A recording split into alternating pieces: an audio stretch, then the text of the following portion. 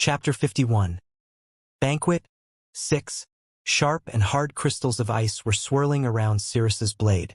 Although it was the innate power of the Endorma bloodline used to kill their opponents, Jean couldn't help but find her figure beautiful and breathtaking, shining under the crystal lights. Every time she thrust her sword, the small crystals broke apart and reflected the moonlight. The cold energies crystals were spread apart densely like a net and shone brilliantly. And while it gave Jean the urge to touch these beautiful floating shards, they were lethal weapons that would tear him apart. Crack! The two blades collided, and the sound of ice breaking echoed in the arena. Had Jean not covered his sword with aura instinctively, his weapon would have shattered into bits and pieces. So this is the rumored myriad ice blades. Most people would have been bewildered when suddenly facing the myriad ice blades, but Jean didn't show any change in his expression. It's still too early to be surprised, Jean Runcandle. I'm not really surprised. Or so Jean would have liked to reply, but his opponent had such an elated and triumphant face that he didn't want to spoil her mood. So he didn't say anything and calmly dodged her attack with nimble footwork. Although Jean had some time and room to spare, Cirrus believed he had narrowly avoided her blade. As Jean adjusted the distance between them and continued retreating, a wide grin grew on Cirrus's face. You will tell me everything related to that day. I wouldn't be so sure. I could have cut you down just now if I wished for it. Indeed, it would have been possible had he used spiritual power, so Jean was technically telling the truth. Looks like your bluffs are 5-star like your swordsmanship. Cirrus swung her sword with full power once again. There are many cases where a 4-star defeats a 5-star in a duel of pure swordsmanship. Thus, if you added the myriad ice blades and Cirrus's abundant fighting experience into the equation, it was beyond doubt that she would win this duel.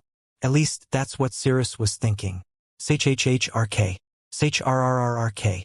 Every time her sword was swung, the air around the blade froze. It was a highly dangerous power.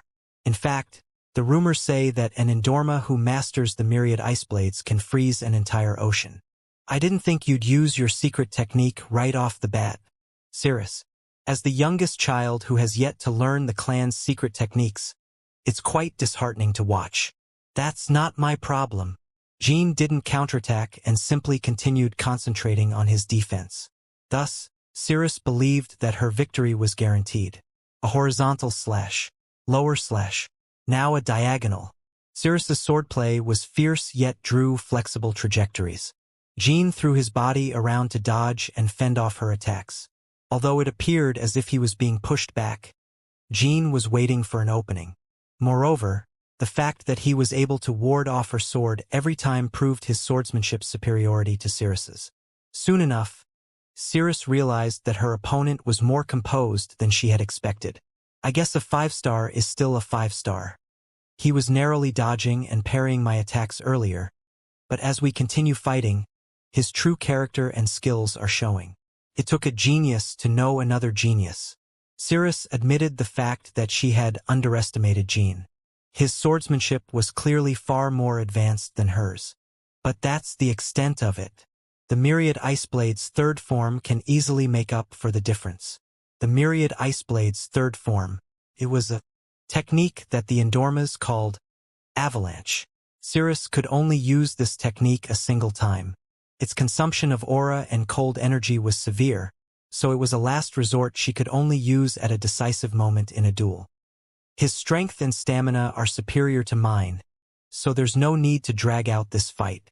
When he finishes reading my attack pattern and finally counterattacks, I'll turn the tables on him and finish this once and for all. Clang, clang, terrority. Their messy and chaotic duel slowly but gradually came to a stalemate. As time passed, both of them were getting used to each other's movements.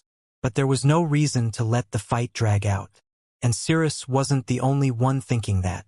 Jean was slowly changing to a footwork that put him on the offensive, and he had the same thoughts as his opponent. Cirrus should have recognized the difference in our skills by now, and she must be preparing to deal a decisive blow to end the fight. I'm sure she'll use some secret technique, but the question is, how powerful is it going to be? Jean couldn't quite estimate the strength of her secret technique, as he had never confronted someone using the myriad ice blades. Therefore, Jean decided to use the most powerful secret technique he himself knew.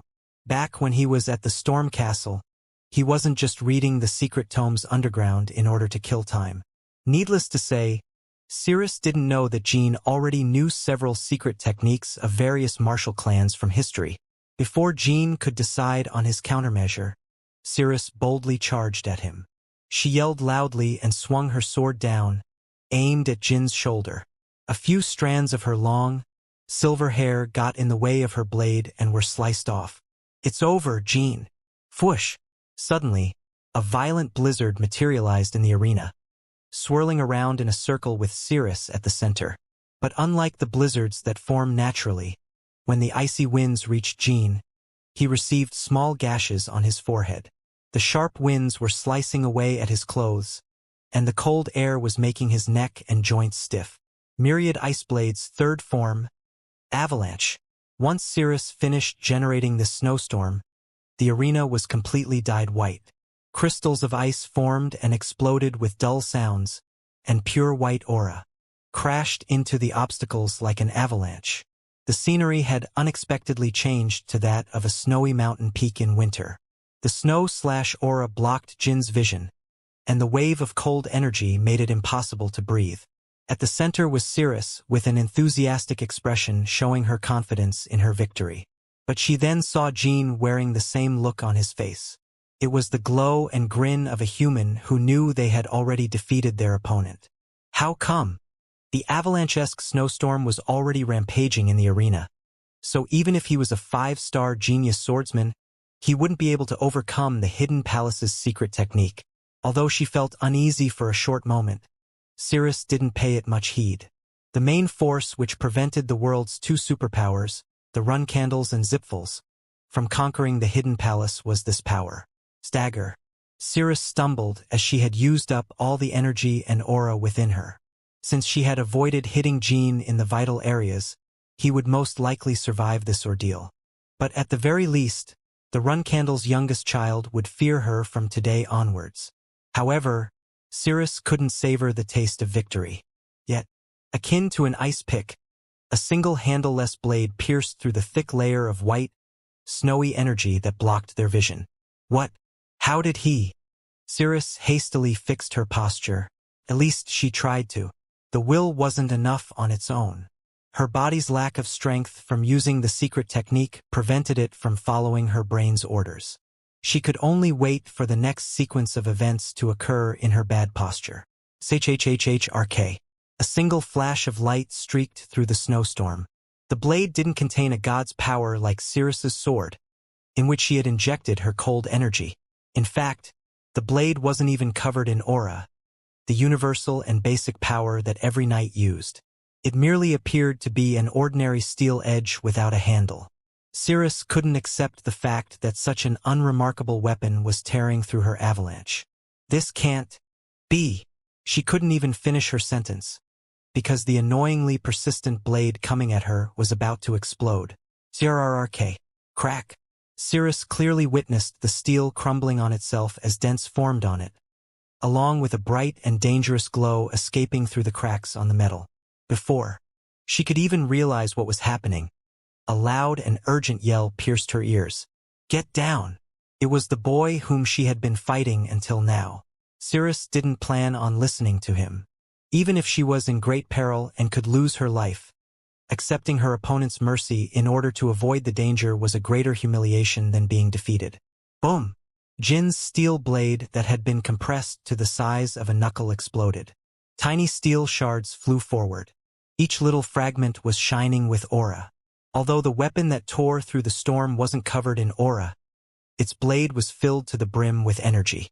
It was the decisive and killing move called Blade Storm of the ancient and ruined clan of swordsmen, the Attila clan. Since they had been destroyed by the Run Candles, there were barely any records left of their swordplay and techniques. In other words, this move was quite literally Jin's secret technique. This was the strongest technique Jean had mastered amongst all the ones he had learned from the secret tomes beneath the Storm Castle. Even if she was a user of the myriad ice blades, Cirrus wouldn't be able to handle the Bladestorm's firepower as a 4-star knight. Damn it! Either Jean had overestimated the power of the myriad ice blades, or the Attila clan's secret technique was far more powerful than he had expected. Whatever the answer was, Jean was regretting having used the Bladestorm. If she didn't dodge it, Cirrus would definitely die. If not, she would at least be crippled for life. Jin's heart was beating rapidly in worry of her possible death. Meanwhile, Cirrus clenched her teeth to suppress her instincts of wanting to save herself by crouching, since she didn't want to be humiliated. And so, a second went by. Once the Bladestorm subsided, the two fighters exclaimed to themselves. One had a sense of relief, while the other groaned in mortification. Cirrus had crouched just as Jean had shouted. "Are you all right?" Jean threw away the sword handle that was remaining in his hand and grabbed Cirrus by the shoulders. She was just staring into the emptiness with wide eyes due to the big shock. This was her first ever defeat since the first time she grabbed a sword in her life. "I crouched because I was afraid of dying or getting hurt. Cirrus Endorma was afraid." When victory was within hand's reach but the Bladestorm turned the tables, Cirrus had made up her mind not to avoid the blow. She believed that she wasn't a weak human who needed to rely on her enemy's mercy and pity. However, no matter how strong her pride was, no matter how important her honor was compared to her life, no matter how iron-willed she was still a 15-year-old girl. She was too young to willingly and forcibly suppress her survival instincts and desire to live. Phew, things could have taken a dangerous turn just now. I deeply apologize for that. Once he made sure Cirrus was unscathed, Jean sighed and put a hand on his chest.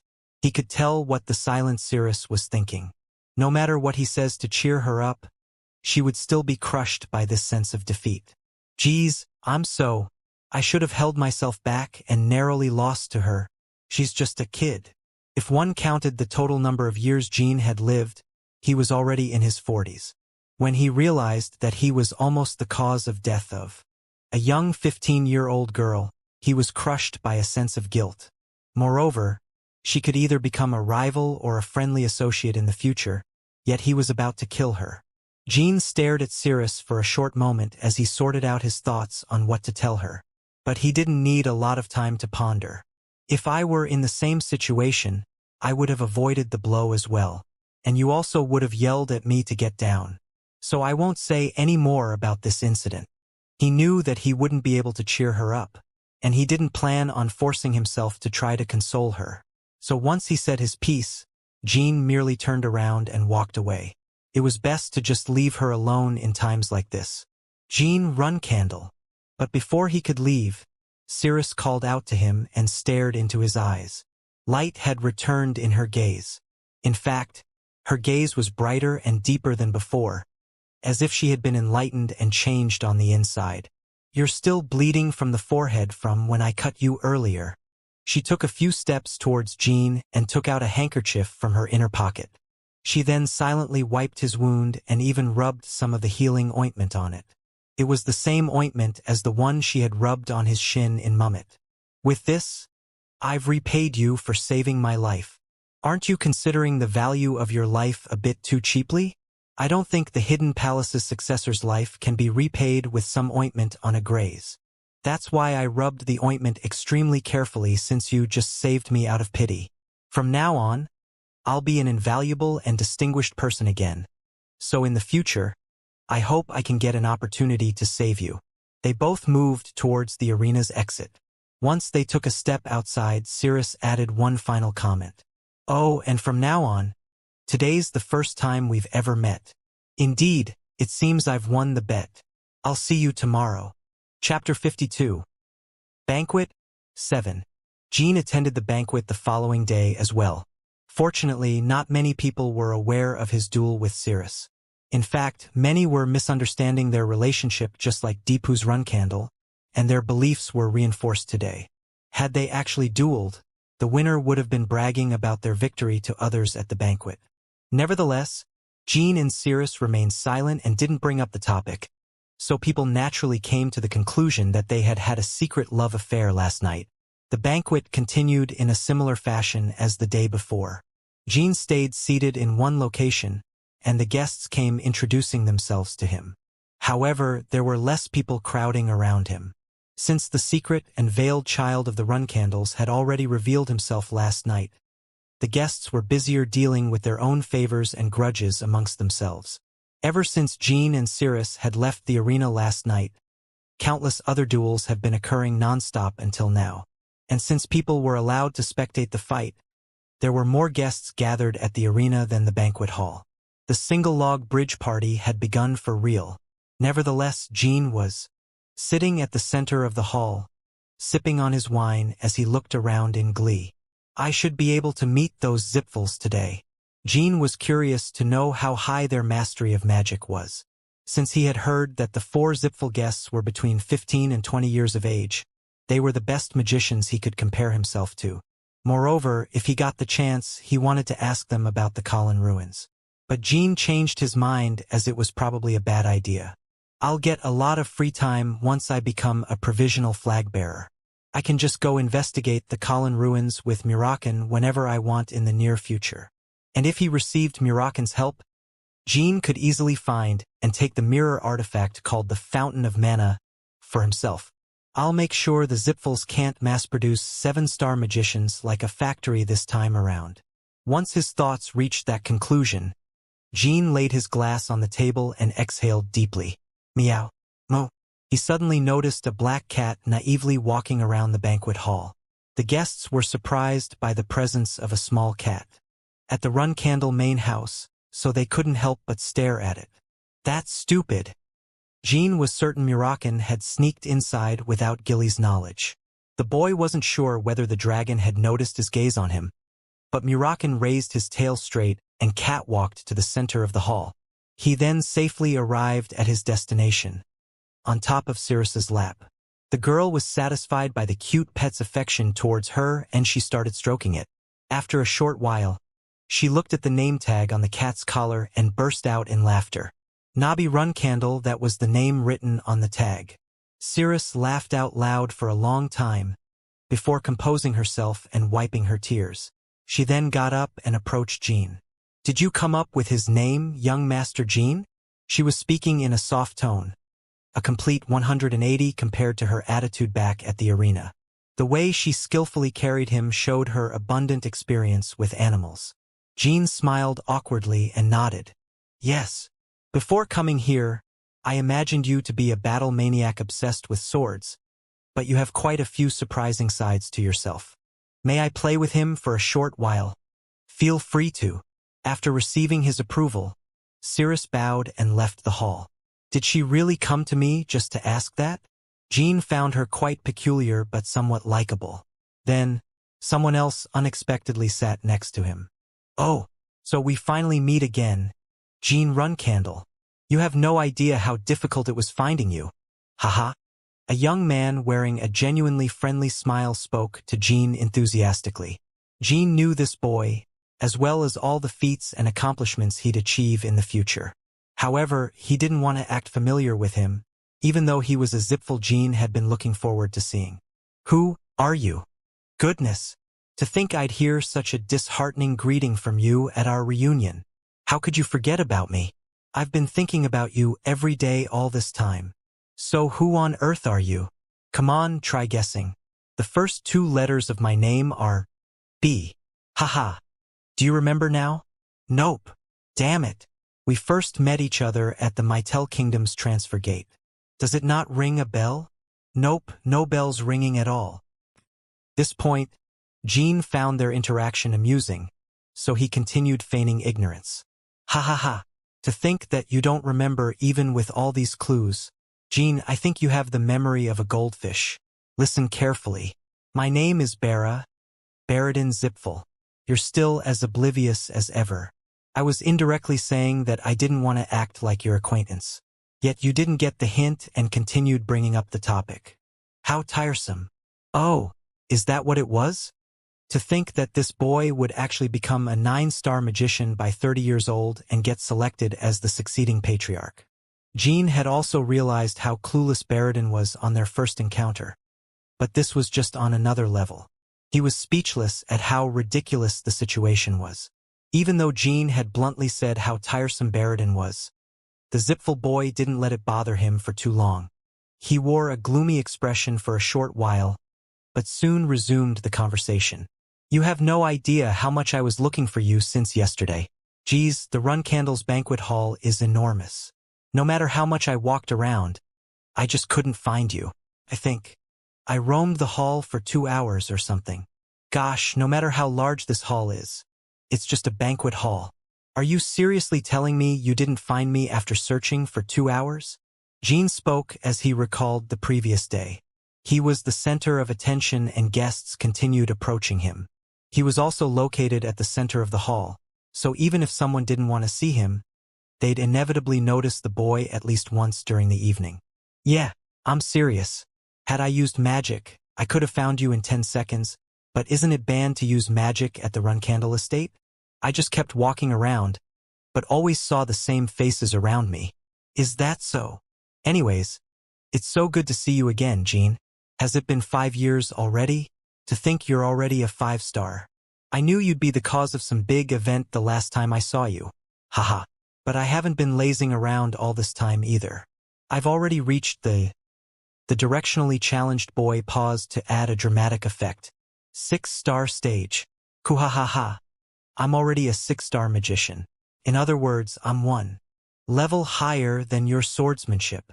Baradin was 3 years older than Jean, so he was a 6-star magician by the age of 18. This was quite the achievement. It was worthy of being celebrated just like Jin's exceptional growth.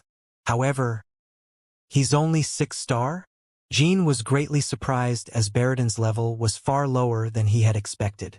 Putting aside the foolish act of revealing his abilities in enemy territory, Jean was shocked that the most talented pureblood of the Zipful clan was only a 6-star magician. I feel like my mana will be about 7-star in 3 years, though.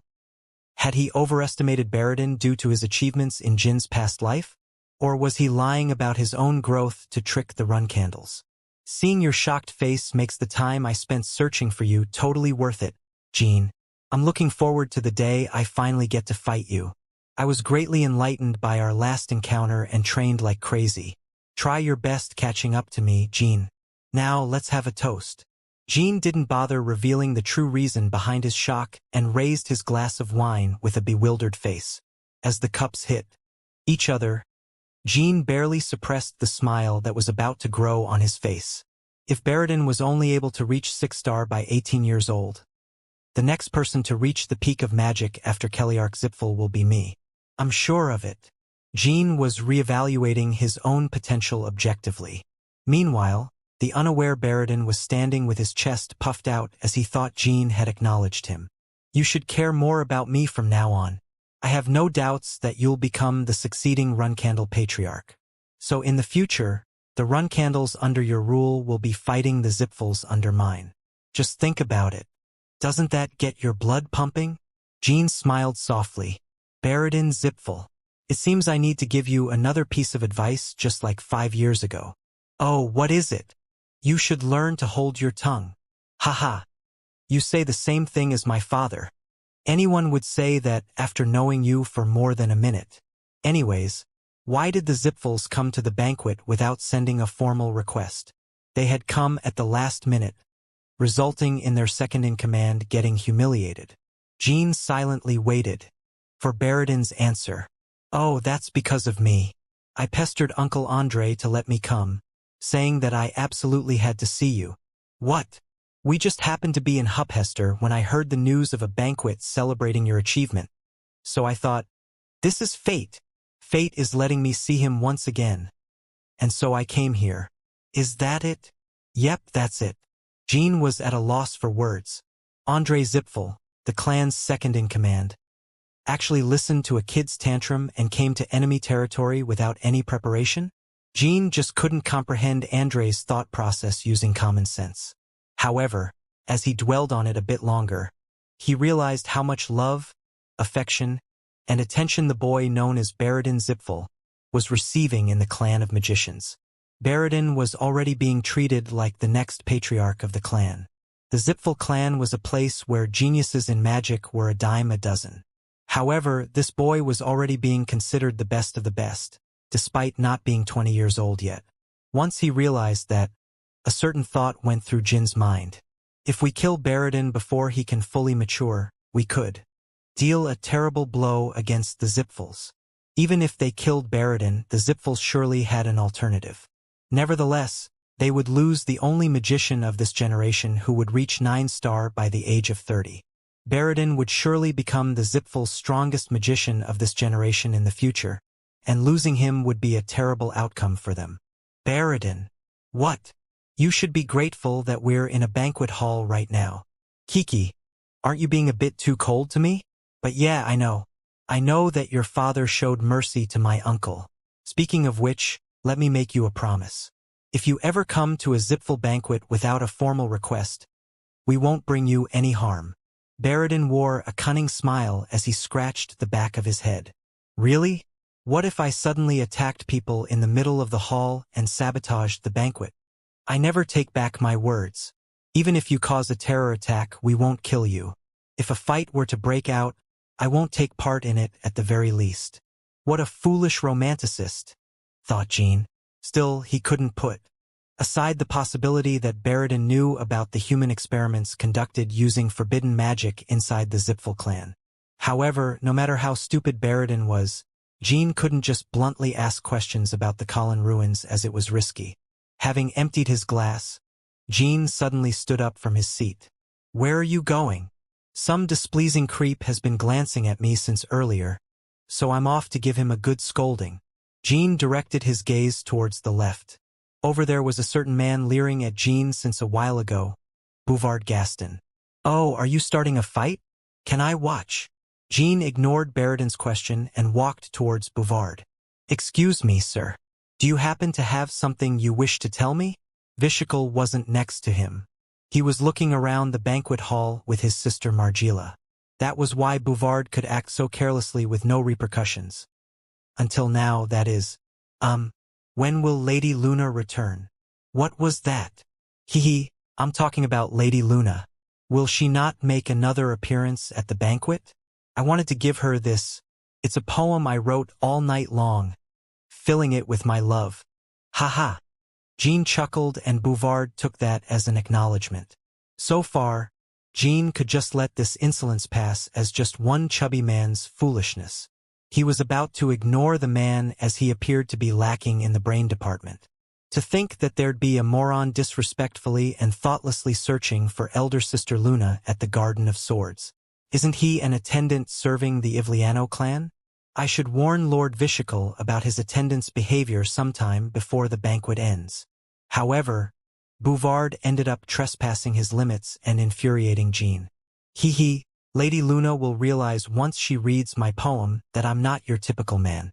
In fact, I may even become your brother-in-law in the near future, young Master Jean. Even Baradin, who was silently watching this interaction while sipping on his glass, couldn't help but spit out his wine once he heard those words.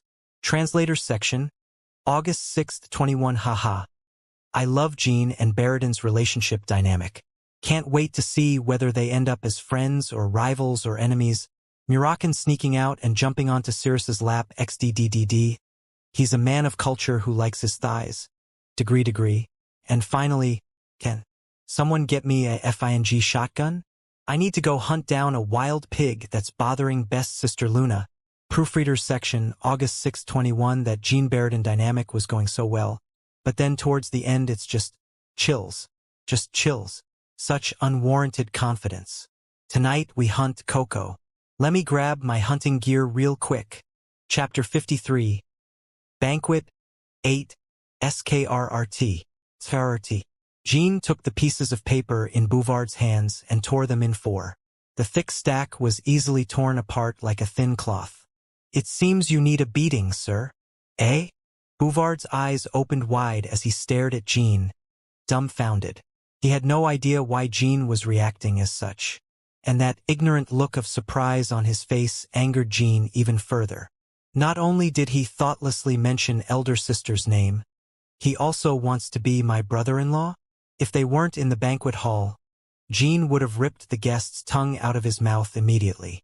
Not only had Bouvard insulted Luna Runcandle with his words, he had basically looked down upon the entire Runcandle clan. No one was allowed to speak as such of the Runcandles unless they were the Vermont imperial family. Needless to say, Bouvard wasn't trying to offend the Runcandles. The problem was that he was incredibly dull and slow-witted. Haha. Why are you acting like this, brother-in-law? I mean, young master. Bouvard accidentally called Jean brother-in-law again, and the boy nearly sent his fist flying at Bouvard's face on the spur of the moment. However, he closed his eyes and calmed his anger before raising his hand and calling the Guardian Knights. Drag this man to the arena. Yes, young master. Clang, clang. 2 Guardian Knights who were standing by the edge of the hall grabbed Bouvard by the shoulder. To this instant, Bouvard still had no idea why Jean was seething with anger against him. Did he not like my joke? Is he seriously humiliating someone like this just because of a stupid reason like that? This bratty piece of shit. He was merely in a shocked mental state. As someone who hadn't learned any manners or cultural knowledge in life, he would have been long dead on the streets, killed by some thugs if not for his transformation ability. People's attention was directed towards the ruckus. Their eyes were full of curiosity as they observed the man who would become Jin's first dueling opponent of the banquet. Most weren't aware of Jin's battle with Cirrus. Please don't act like this, young master. I was merely expressing my love. Everyone in the world has the right to express their love freely. Bouvard continued yelling as he got dragged away, but Jean didn't bother answering. Wasn't that Jean had nothing to say to this worthless man in return? Arg, young Master Jean. Who on earth treats their guests as such? Release me. As they slowly approached the arena, Bouvard felt like livestock being dragged to the slaughterhouse. God damn it. Those Zipfel followers should have murdered this brat 5 years ago. 5 years ago, Jean had departed from the Storm Castle. The radical Zipfel followers had disguised themselves as Guardian Knights and attempted to assassinate Jean. The culprit behind their perfect disguises was Bouvard Gaston. Although he was affiliated with Kinselo, he often lent a helping hand to the Zipfel followers. Due to his personality, Bouvard would help anyone out as long as they were going to commit acts that would cause chaos in the world. Of course, as long as he himself didn't get put in danger. There's no way he knows I'm the one who transformed those assassins, so why is he acting like this? He's making a fuss just 'cause I called his sister pretty. In fact, no one else in the world knew that Bouvard was the culprit behind the attack 5 years ago, as he had been informed that the Zipfel followers who had asked for his help failed their mission and died. The duel shall be a bare-handed fight. Before entering the arena, Jean spoke in a cold voice. Bouvard stayed silent and didn't consent, so the Guardian Knights grabbed his head and forcefully made him nod. Be Bouvard. Vishakel Ivliano had coincidentally returned from his tour of the garden with Margila. As soon as he saw the spectacle and Bouvard's involvement, he was greatly shocked and stared in astonishment. What is going on, elder brother? Wow, a duel. It seems Mr. Bouvard is having a duel with young Master Jean. That fucking moron. He had caused trouble in the short time during which the siblings were away. Vishakel was certain that Bouvard had asked Jean to introduce him to Lady Luna, talking about stupid things like love and marriage. Once Vishakel successfully carries out Kinselo's grand master plan, he swore to tear that pig apart and murder him horribly. Sigh.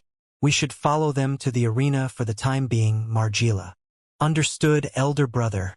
I've always wanted to see Mr. Bouvard fighting before. The siblings weren't the only ones headed to the arena. Cirrus had also been watching the spectacle before her, with Murakan in her arms. I was planning on asking him for another duel later on, but what's this now? Why is he willingly dueling against that man? Her irritation was unsurprising. Although she wasn't confident of defeating Jean, even if they fought again, she wanted to continue facing him in multiple duels until the end of the banquet. Oh, to think I'd meet the Hidden Palace's successor in person. It seems it was the correct decision to participate in the banquet this time. You must be Lady Cirrus Indorma. It is a pleasure to meet you. I am Baradin Zip. Get lost. Ah yes. After his pitiful attempt at trying to get to know her, Baradin simply followed her from behind to the arena with a sorrowful expression. By the way, you should be wary of that cat. It once scratched me on the face. Haha. Quite the nasty feline. Cirrus completely ignored him as he continued attempting to have small talk with her and entered the spectators' area in the arena. Even if she knew that he was the rising star of the Zipfels, she would have behaved the same way. The arena was filled with excitement and vigor, unlike when Jean had dueled with Cirrus the previous evening. Countless martial artists were having fights one after another, while the spectators cheered and booed at the top of their lungs. Normally speaking, one had to inform the arena's host about their intention to duel and wait in line until their turn. However, Jean had no need to follow those rules. As soon as he appeared at the arena, the crowd immediately died down. One guardian knight approached the host and whispered to him the details of Jin's duel. Next up is the leading man of the banquet, the rising star of the run candles. Young Master Jean will be having a duel. Wah-ah-ah-ah. As the crowd cheered like crazy, Jean warmed his body up and got on the circular stage. He then turned around and spoke to Bouvard. Get up. Most of the spectators didn't recognize Bouvard, but even though his name wasn't well known, no one looked down on him. They believed that anyone who was worthy enough to come to the Run Candle banquet would be strong. Is he some hermit who trains in seclusion? I hear he came as an attendant of the Ivliano clan, but he seems quite noteworthy. At this stage, Bouvard couldn't bail out of the duel. Irritation and anger began boiling inside. Even though he had been proving his innocence during the entire walk to the arena, the little brat had completely ignored and humiliated him. It was now time for Bouvard to reveal his skills. Good. I accept the duel. Try not to regret your decision. Bouvard got on stage and stood before Jean. Young Master Jean Runcandle, allow me to formally introduce myself before the duel. I am Boo. Silence. I do not care for your insignificant name. Let us begin. Before the host could even announce the beginning of the duel, Jean dashed to his opponent. The spectators deduced that Bouvard had committed a grave offense for Jean to behave in such a way. Cook. Having not expected the surprise attack, Bouvard took a punch in the cheek and took a couple of steps back. As he winced in pain, foul words and curses escaped his mouth instinctively. But Bouvard was no dunce. Although it wasn't well known, he was a 6-star martial artist. Ha! Swoosh! His fist flew forward at an unbelievable speed one would never expect from a portly man like him. Although his strike appeared quite simple and unsophisticated, Bouvard's hand was covered in a piercing aura. A fierce counterattack. But Jean calmly avoided the punch. At first sight, Bouvard's aura appeared to be far more destructive and powerful than Jin's. The spectators were slightly disappointed since Bouvard was weaker than expected, but they still watched in excitement since he was stronger than Jean. Looks like young Master Jean chose an opponent stronger than himself. And that fatty specialty seems to be hand-to-hand combat. The young master made a poor choice by putting his sword away.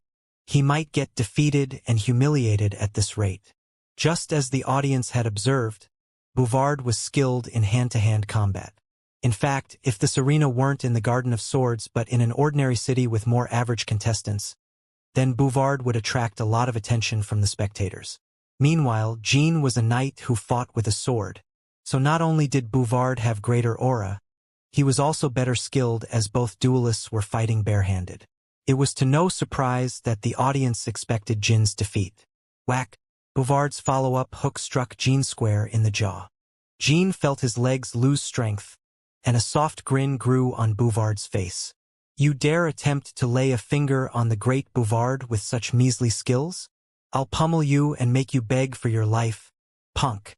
However, Bouvard's smile didn't last long. Cook! The stumbling Jean should have fallen face first to the floor, but instead, he pounced at Bouvard with an arm clocked back and bloodlust in his eyes. I punched him straight in the jaw. So how is he still conscious? He had definitely seen Jin's legs losing strength as well. However, that was merely an act. The Run Candle's blessed bodies wouldn't crumble simply from a strike to the jaw. Had Bouvard fought against a Run Candle before, he wouldn't have let down his guard after successfully hitting Jean. Whack! Jean palm-striked Bouvard straight in the face, and a heavy strike echoed in the arena.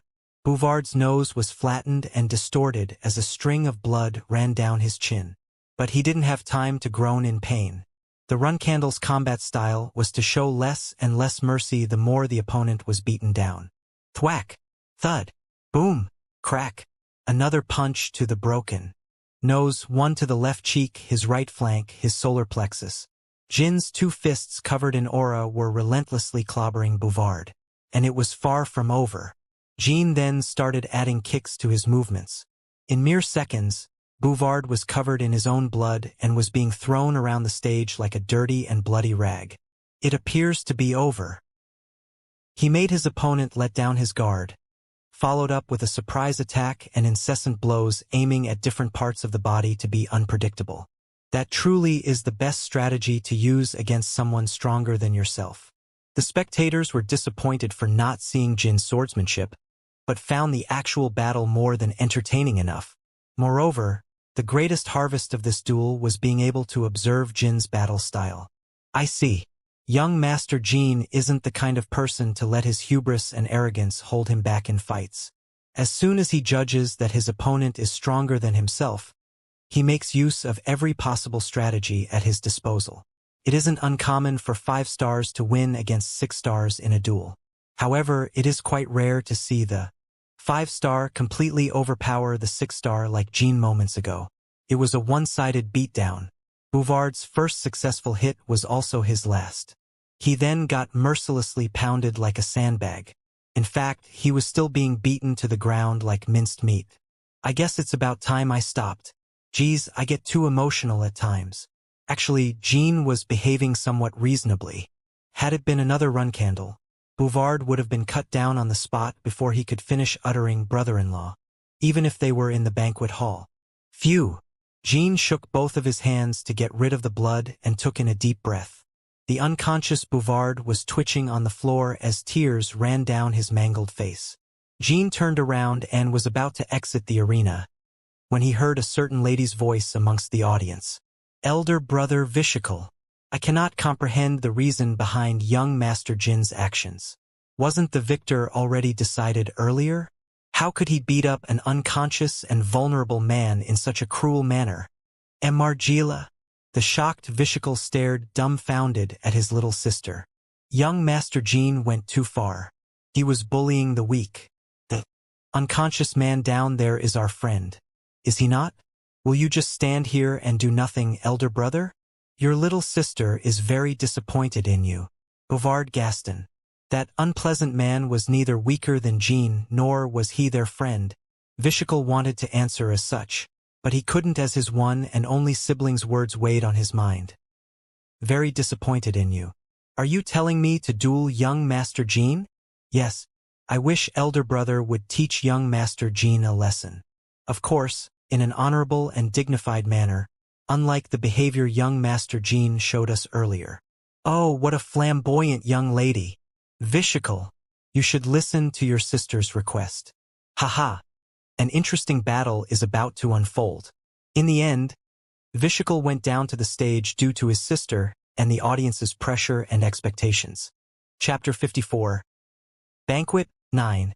Vishical Ivliano was known as a 7-star knight, but in reality, he had already reached 8-star. In other words, he was an insurmountable opponent to the current Jean. A duel with a 7-star knight. This was a great opportunity for Jean. Whether he won or lost, the battle would greatly affect his reputation in a positive manner. As long as he appeared to have put up a good fight to the spectators, it would benefit him.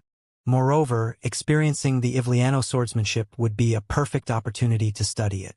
Even Siren had recognized the previous Ivliano patriarch as a powerful man worthy of respect, so Jean always wanted to face an Ivliano swordsman. However, Margila Ivliano, what a laughable lady. Jean was fully aware that the woman was enjoying this situation. The moral duty she had brought up was all just a sham. Her goal was merely to watch an entertaining battle.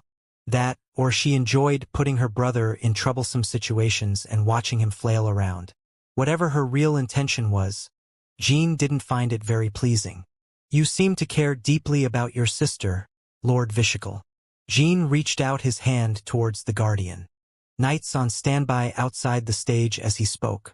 One knight respectfully approached and placed a sword in the young master's hand. Whirr! Jin's blade immediately began shining in aura, as if someone had cast a magic light. Yes, indeed, young Master Jin.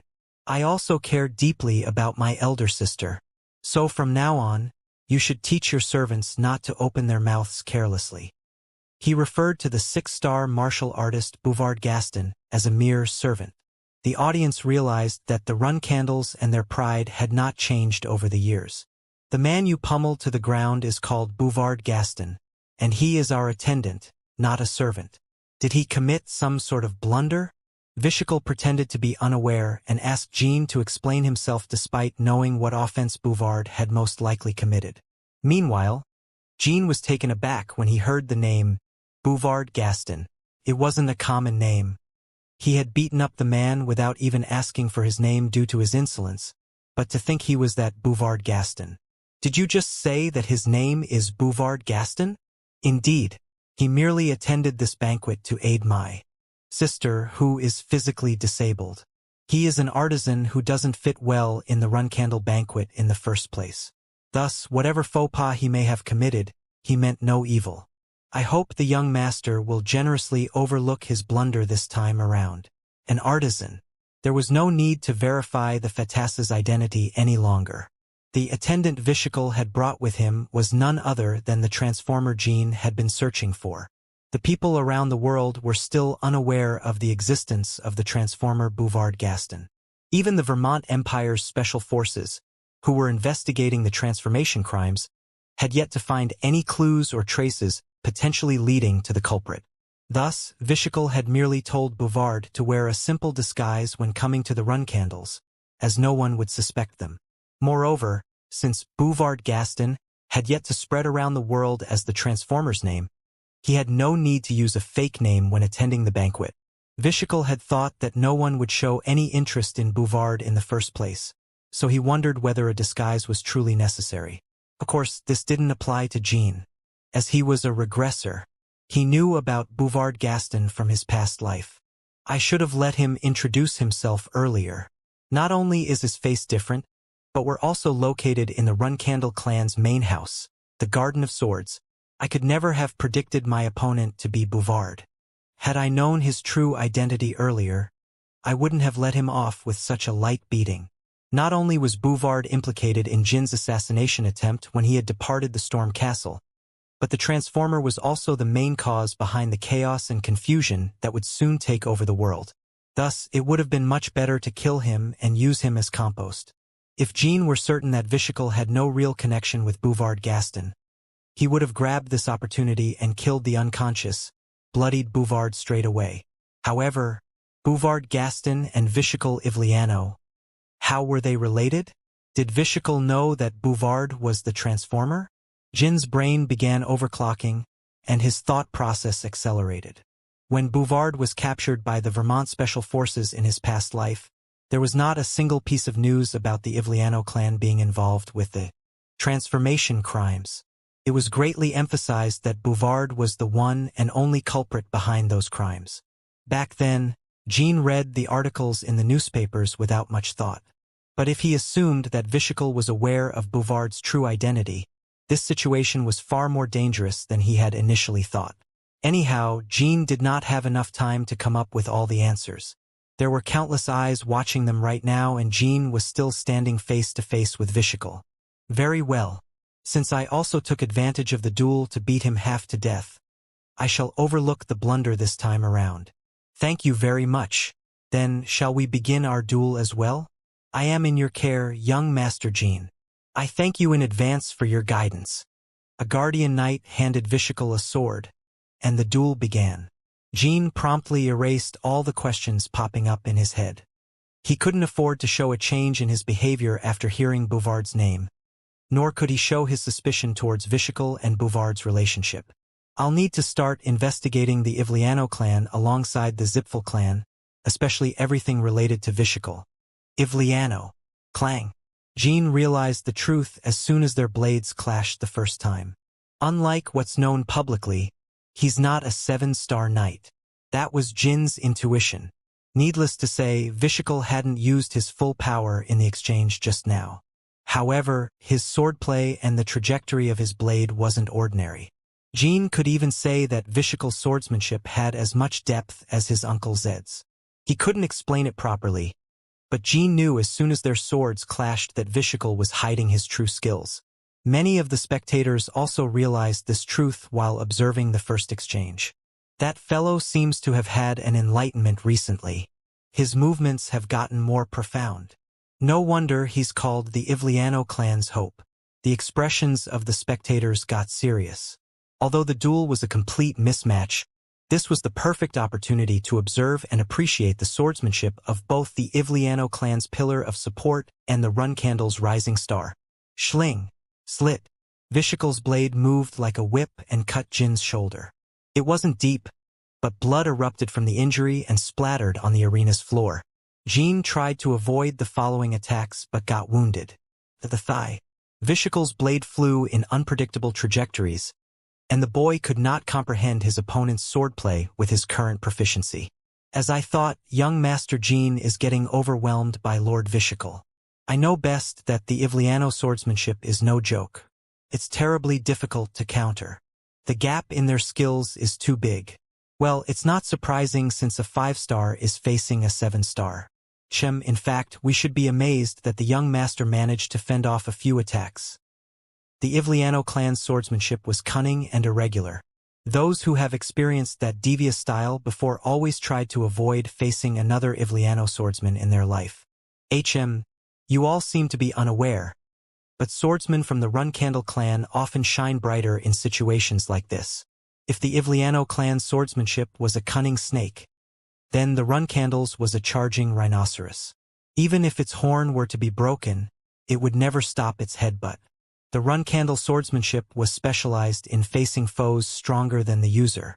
The problem was that, since the Runcandles were often too strong and rarely faced opponents that surpassed them, they couldn't make full use of their fighting style efficiently.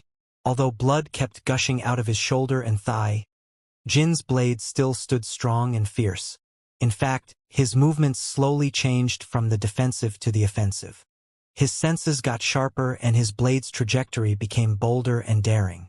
Vishikal's sword slashed Jean in the chest, but the boy took another step forward, as if he would put his life on the line to aim at the 7-star. Neck. Impressive, young Master Jean, Vishikal yelled as he dodged Jin's attack.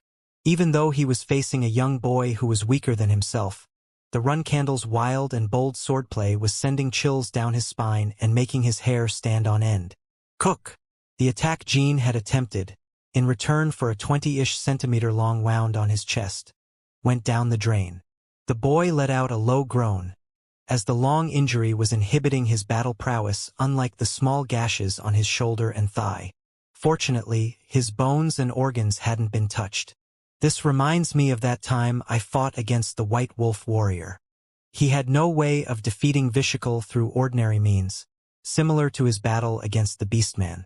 Even with the Runcandle's blessed body and their bold swordsmanship, Jean couldn't defeat his opponent. He had no choice but to lose. Nevertheless, Jin's heart began beating like crazy for the first time in a long while as a feeling of satisfaction swept through his body. It's clear that Vishikal is going easy on me, but it's also true that I'm facing him quite remarkably, and that was more than enough for now. Not all 8 stars were on the same level, and that also went for 5 stars. If any other 5-star knight amongst the Runcandle cadets were to face Vishikal right now, they wouldn't be able to put up a good fight like Jean was doing, no matter how much Vishikal went easy on them. Moreover, Jean was facing his opponent while having sealed 2 of his abilities: magic and spiritual power. My vision is starting to get blurrier and dimmer, but for some reason I still feel like I can read and predict Vishikal's next move. Jean had lost too much blood. He slowly made up his mind to bring this duel to an end. As his vision got darker, Jean finally realized the goal of his training with Luna and began to understand the principle behind the mind's eye exercise. The boy's stance changed. Jin closed his eyes and held his sword upright with both hands in front of his chest. It almost looked like the stance knights would take during a wedding ceremony or something of the sort. The audience believed that Jin had given up and was waiting for his opponent to deal the final blow to end the duel. Vishakul was of the same opinion. Deep down, he wanted to praise the young boy for lasting this long. To show respect to young Master Jin, he finally wrapped his sword in aura for the first time during the battle. His intention was to break Jin's blade and bring an end to the duel. He believed that it was an appropriate way to finish things while respecting the boy's spirit and tenacity. This was an excellent duel, young Master Jin. Zoom! Vishakul went all out on this last attack and charged at Jin. His blade was covered in the powerful aura of an 8-star knight. It sliced the air and flew horizontally along with Vishakul's body. Krong! Jin's sword, which was standing vertically in his hands, shattered almost simultaneously as Vishakul made his final move. The Ivliano clan's secret technique smashed the sword and reached towards Jin's neck, but froze right before touching the boy's skin. Had Vishakul not stopped his weapon in time, it would have definitely decapitated his target. Jin remained standing for around 2 seconds, before falling to the ground, unconscious. The victor is Lord Vishakul. As soon as the host announced the results of the duel, the medical team rushed onto the stage. The spectators watched the medic's reactions with nervous looks, until they received a signal indicating Jin's safety. Clap, clap, clap. The audience applauded in response to the spectacular duel they witnessed.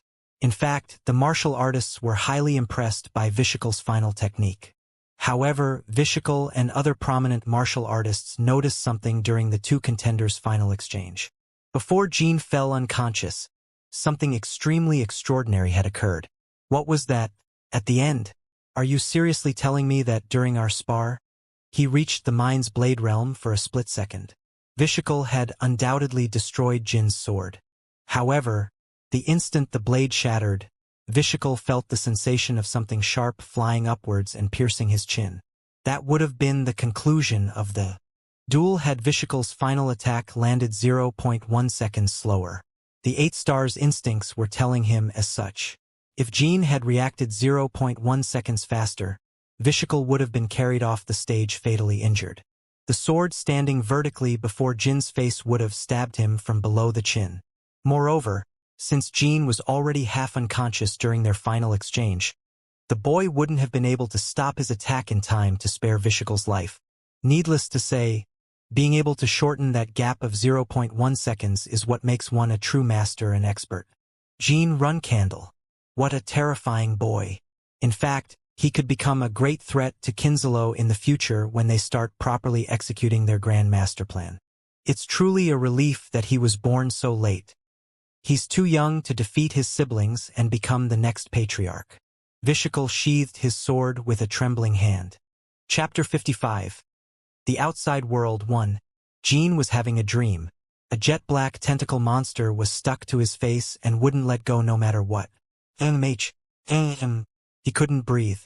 He could only let out small groans as he suffocated. As he frantically opened his eyes, Jin finally realized the source of his nightmare. Meow meow, meow meow.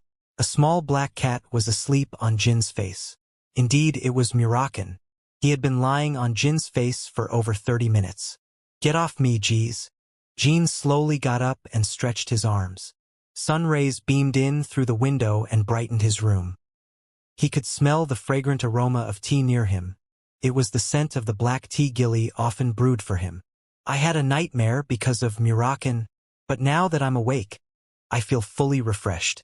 Did I fall unconscious right after the duel with Vishakul? His entire body felt light like a feather. The wound on his chest and the grazes throughout his entire body had completely vanished. The Runcandle medic had probably healed Jin while he was unconscious. You've awakened, young master. Gilly sensed his awakening and approached the bedside with a cup of tea and some cold water. How long was I out for, Gilly? For 2 days. What? 2 days? Jin was surprised but quickly nodded in acknowledgement. Not only had he bled too much, but during the final exchange, he had reached a new realm for a short instant, which used up all his mental and physical energy. Considering those circumstances, he had woken up pretty early. The banquet must have ended already. It seems I was unable to send everyone off and bid them farewell. There is no need to worry so much. During the past 2 days, your duel against Lord Vishikal was the hot topic of the banquet that everyone gossiped about. I think everyone was understanding of your situation. Moreover, you've shown them more than enough courtesy while you were attending. Gilly was right. Although there was a complete mismatch between an 8-star and a 5-star, the duel was all that the guests were talking about until the end of the banquet. It was because of the mind's blade Jean had displayed at the very end. Although it couldn't be called a perfect mind's blade, the fact that a turnabout almost happened during Jin's fight against an 8-star knight was more than extraordinary. Vishikal wasn't the only one to have noticed Jin's feat. In fact, many others had realized it. However, the 8-star knight in question appeared to have been so shocked that he never returned to the arena afterwards until the end of the banquet.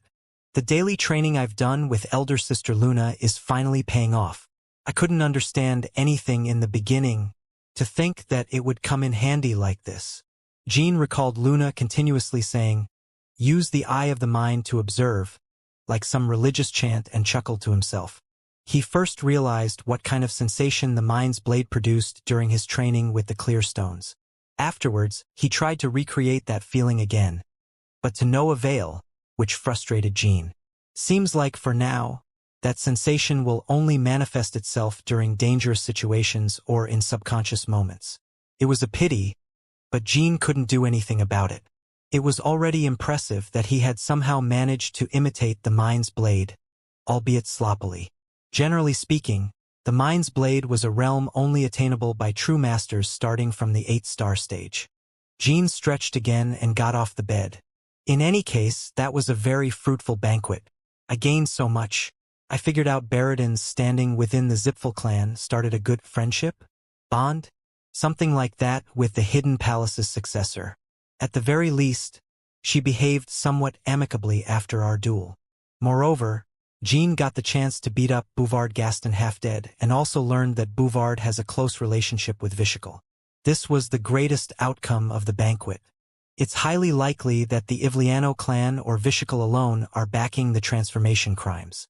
It's also possible that Vishikal is part of some organization outside of his clan, and Bouvard Gaston is affiliated with them. Jean thought of many possibilities, but he couldn't make a hasty judgment. He had to investigate them and unravel the truth himself. Moreover, he planned on making them take responsibility. Responsibility for the assassination attempt on him 5 years ago performed by the radical Zipfel followers. Jean was going to interrogate them and make them admit their involvement with the assassin's disguises. After Jin's thoughts came to an end, Gilly pointed at a certain vase on the bedside. There were pure white flowers resembling baby's breaths but with a soft, snowflake-like shape glowing faintly. The Hidden Palace's successor left these flowers for you. She waited for you to wake up until this morning but left afterwards as she had to return.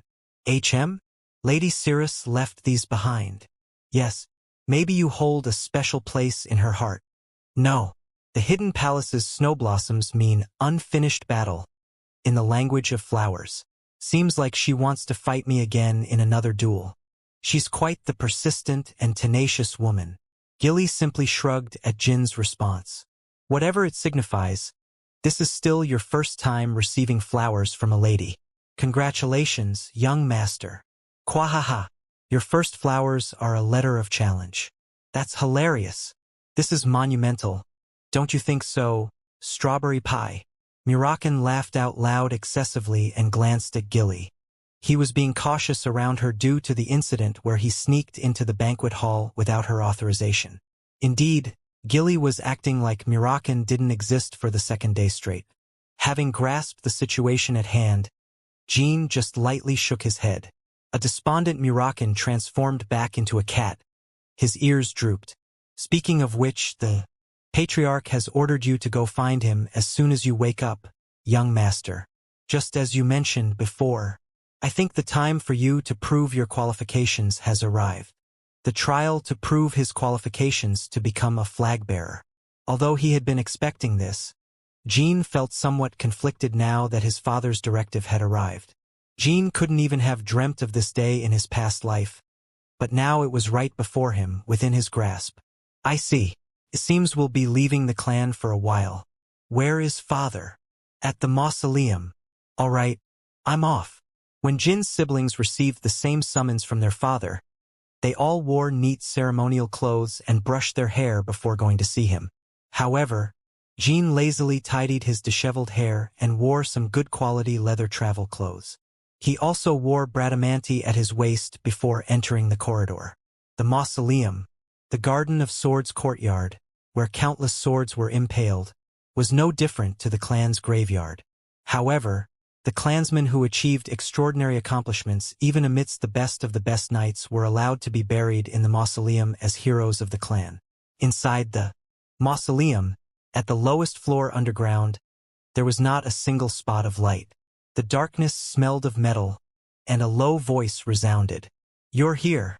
Jean could barely see Siren's silhouette from behind. He respectfully lowered his head. It's been a long time since a child of mine answered my summons in such comfortable clothes. I assume you've realized that you'll be spending time outside of the clan for a while, right? Yes. I plan on departing immediately. Siren quite liked this aspect of his youngest son. The boy didn't feel intimidated by him and simply announced his intentions clearly. His other children couldn't even have imagined behaving as such before their father. They already had a hard time trying to conceal their fear and anxiety just by being in his presence. Actually, it wasn't the case for all his other children. Luna was also different. She had quickly left Siren's grasp and lived her own life. Jean was aware of his father's personality, which was why he purposefully came in laid-back clothes. Ever since my regression, I find my father to be the easiest person to read. It was an inexplicable thought.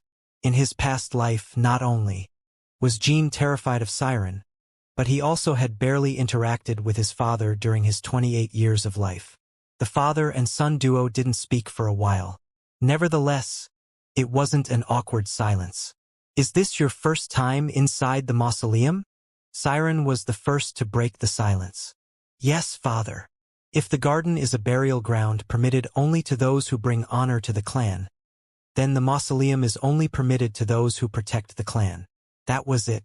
As simple as that. The Runcandle clan had faced countless dangers during its 1,000-year-long history.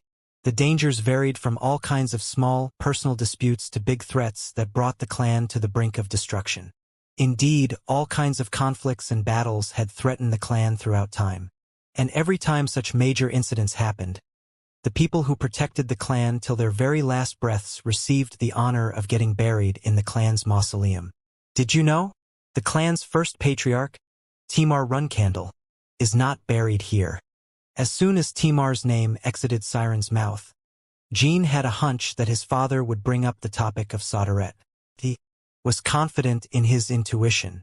Yes, I am also aware that there is not a single grave or tombstone throughout the garden dedicated to the first patriarch. The only legacy that was left behind was Timar's beloved sword, Barasata, which was now hailed as the family heirloom. Other than the weapon, there was not a single memorial or ceremony that honored him. The dark power you possess. That power is the reason why we are unable to honor the first patriarch. Show me your spiritual energy. Jean calmly extended his hand and created a ball of spiritual energy on his palm. After the first patriarch's death, the Runcandles made a humiliating pact with the Zipfels. A pact that banned the swordsmen from using magic ever again. Moreover, they were prohibited from worshipping ancestors who used magic. That was the true reason behind the downgrade of the Runcandle clan, the unique clan of magic swordsmen, to a mere clan of knights. It was an inescapable fate as Soderette wasn't there to protect the Runcandles from the Zipfels gods anymore. As a result of the pact, the Zipfels gods united their powers and cast a curse on the Runcandle bloodline. Thus, every Runcandle after Timar was born with a body that couldn't control mana. When you beat the Tawna twins with spiritual power back at the Storm Castle, I didn't ask you the details of how you obtained that power. Do you remember? Yes. I also remember that I lied about how I'd use the spiritual power to protect the clan. Haha, that's right. You were lucky you were still young. If you told such a lie before me now, I wouldn't have let it slide so easily. Although Siren was laughing, Jean knew that his father was being serious. Thus, he didn't laugh along.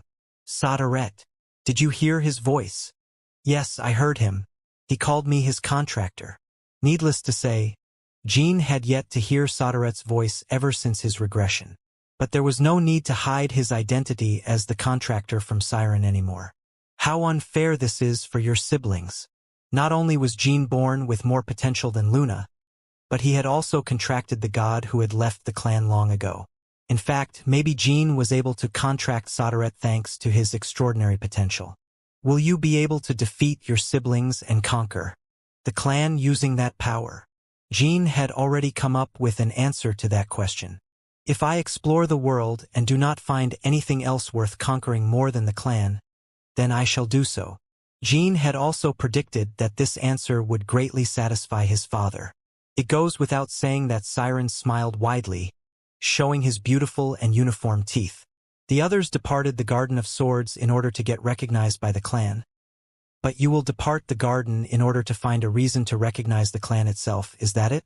I'm not sure whether it's praiseworthy or pure insolence. Kuhahaha. Siren hunched forward towards Jean, who still had his right arm extended forward with a ball of spiritual energy. I shall give you 5 years. During that time, whether you get recognized by the clan or recognize it, find an answer for yourself and return. I shall await with impatience. There was no need to drag out the conversation. Schling. Jean unsheathed Bradamante and raised his sword. Thank you for everything until now. I shall see you again in 5 years, father. Jean exited the mausoleum and returned to his room. Gilly had already finished the preparations for their departure and was waiting for him. The only luggage they had was a small basket in which lay Mirakan along with some dry food and Jin's notebook with the transcription of the secret tomes. Gilly had metal nails impaling her wrists and ankles. As Jin's gaze reached these anomalies, Gilly adjusted her clothes and hid the oddities. The nails were medical tools used to seal Gilly's aura. She would be unable to use the energy until Jin's qualifications as a flag-bearer were proven. I had heard about this from my seniors and the other nannies, but it feels quite weird to suddenly lose my powers. Haha. Gilly laughed awkwardly, to which Jean felt a suffocating throb in his chest. It was the clan's tradition. The run candles sealed the nanny's powers so that the provisional flag-bearers couldn't receive their help in gaining reputation and honor. If they ever removed the seal without the clan's authorization, the nanny would be crippled mercilessly. I'll protect you from now on, nanny. Not just for the next 5 years, but for the rest of my life. I'm sorry. Please don't say such things. I am just content and touched that you've become a provisional flag-bearer already, young master. And I'll regain my powers once the trial is over, so please don't worry. And so, they left the room and departed the Garden of Swords. Translator's Corner, August 11th, 2021. Damn. I love this chapter. Jin's interactions with Gilly are so wholesome. If I explore the world and do not find anything else worth conquering more than the clan, then I shall do so. Damn, Jean, the boldest dude ever. Bwahaha. I hope we see more of Cirrus in the near future. I ship. Anyways, on to a new arc. Proofreader's Corner, August 11th, 2021. Are we not going to talk about how the line Gilly had metal nails impaling her wrists and ankles was just casually brought up? Surely that's not a normal occurrence. No? Chapter 56. The Outside World, 2. The first thing that provisional flag-bearers had to do in order to gain honor and reputation when departing the Garden of Swords was to leave the Huphester Alliance. Jean and Gilly erased all traces of their affiliation with the Run Candles. The robes covering their clothes didn't have the black sword emblem on it, and the bag containing their belongings had no label either. Details of Jin's face had yet to spread to the public, so there was no need for him to wear a disguise. Nevertheless, he still tweaked his appearance a little bit. He cut the black hair that came down to his shoulders. However, his appearance didn't matter much. In fact, the martial artist known as Gilly McRolin was far more famous than Jean to the public. Fortunately, her active years were short, so she wasn't extremely well known either. The names written on their identification were aliases: Jean Grey and Gilly Pitten. Although they had fake names on their papers, those were still elaborate passports that even allowed them to leave and enter Vermont's capital city as they pleased. Be that as it may, anyone in the Huphester alliance would be able to guess that they were provisional flag-bearers of the Runcandle clan. Huphester was no different from the Runcandle's main headquarters, so it wasn't surprising that the people would see through their lies. Therefore, Jean and his companions had to go to a land where the Runcandle's influence didn't reach, somewhere beyond the sea. Lady Luna will be quite saddened by your departure. The same goes for the cadets in your faction, young master. Will you really leave without telling them goodbye? Yeah.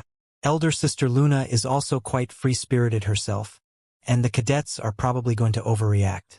It's not like I'm going to die or something. However, as they were about to pass through the Garden of Swords main gate, Jean came face to face with 9 cadets. Geez, hasn't training started already? Uncle Zed won't forgive you so easily for skipping.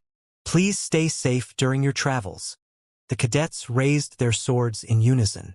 Jean silently stared at them for a moment, but before long, a small smile drew on his face.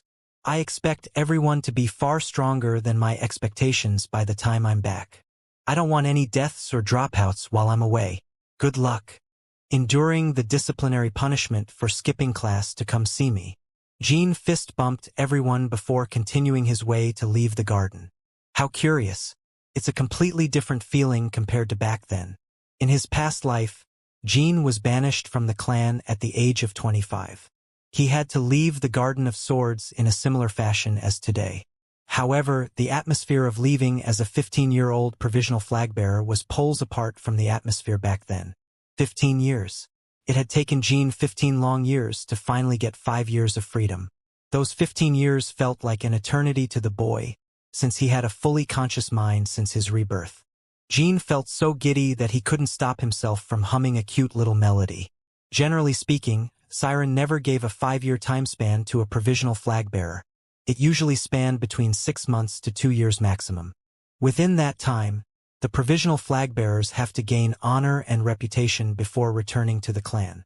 There's only one reason Father gave me 5 long years. It's for me to reach the pinnacle of spiritual power before coming back. Needless to say, Jean wasn't a goody. 2 shoes who listened to his father's every word. He didn't plan on reaching the pinnacle of spiritual power only, but also that of Magic Siren, who had remained in the mausoleum, quietly thought to himself. I wonder, will the youngest gain the power to liberate the Runcandles from the Zipfels? I can't wait to see. Even though Siren had reached the demigod realm by wielding a single sword, he still couldn't destroy the pact his ancestors had made with the Zipfels. The Runcandle clan's only hope was Soderet's contractor, his youngest son. Of course, this hope was merely a candle in the wind at the moment. One day went by. 2 people were walking down a path in the forest. Most Runcandle provisional flag-bearers head to the Mummet lawless zone first in order to gain honor. Mummet was an area where countless criminals and outlaws crawled around like cockroaches, which made it the perfect place for provisional flag-bearers to beat up villains and gain a decent reputation. Jean had also considered choosing Mummet as his first destination. But his reasoning was different from the others. He didn't want to go to Mummet to beat up criminals, but to find someone who went by the name Hister. Hister was Jin's magic teacher in his past life, and he couldn't wait to see them again. However, Jean couldn't allow himself to waste time just because he missed his master. It's not like Master will recognize me in this life anyway. Jean could always go find his master whenever he wanted in the future. Thus, Jean renounced Mummet as his first destination and decided to head to the Akin Kingdom, the land where I died in my past life. Jean had died in his sleep when 3 9-star knights attacked the city he was in. Fortunately, that death ended up being a blessing in disguise, as Jean gained a second chance at life. Why the Akin Kingdom specifically, young master? Have you been to Akin before, Gilly? No. When I was out on my mission at the Colin Ruins, I overheard a conversation between some magicians there. Apparently, many unregistered magicians have been messing around in the Akin Kingdom recently. Unregistered magicians? Just as the name implied, Unregistered magicians are magicians who didn't register their names at the Magic Association. Most of them are either criminals or evil mercenaries, right? It seems. They've been collaborating with martial artist mercenaries and terrorizing the Akin citizens. I plan on heading there and beating them to a pulp. It goes without saying that Jean hadn't overheard any of this at the Colin ruins.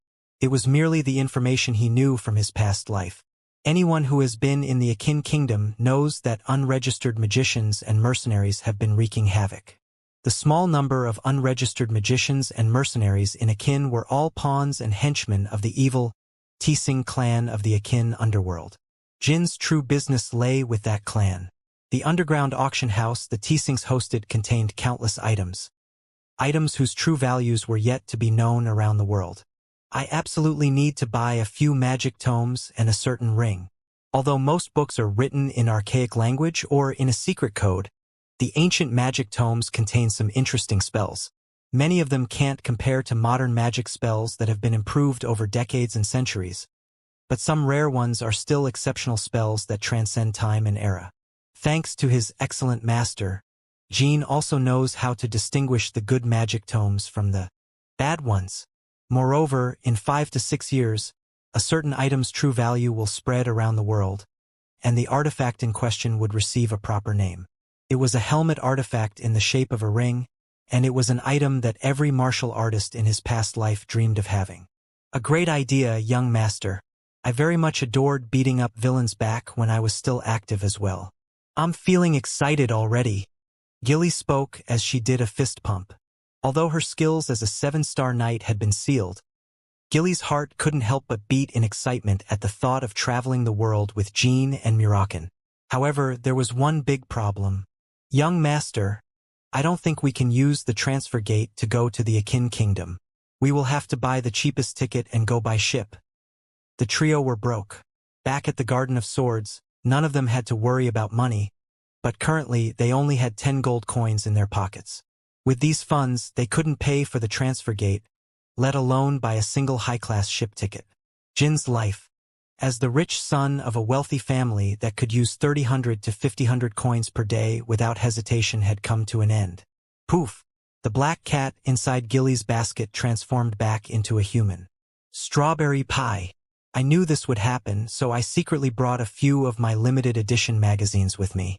Fufu, we could easily buy a high-class ship ticket by selling one of these.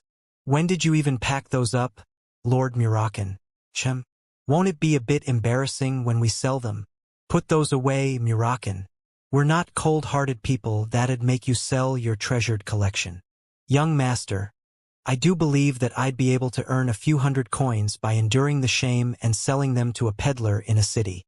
100. I bought this one for 2,000 coins. You can't sell this at that price. Gilly and Murakin squabbled with each other for a short while about the erotic magazine's prices, and Jean found them adorable. Soon enough, he shook his head and spoke up. Enough, both of you. I have an idea for our funds. Before heading to Akin, let's stop by the Zhan Kingdom tonight.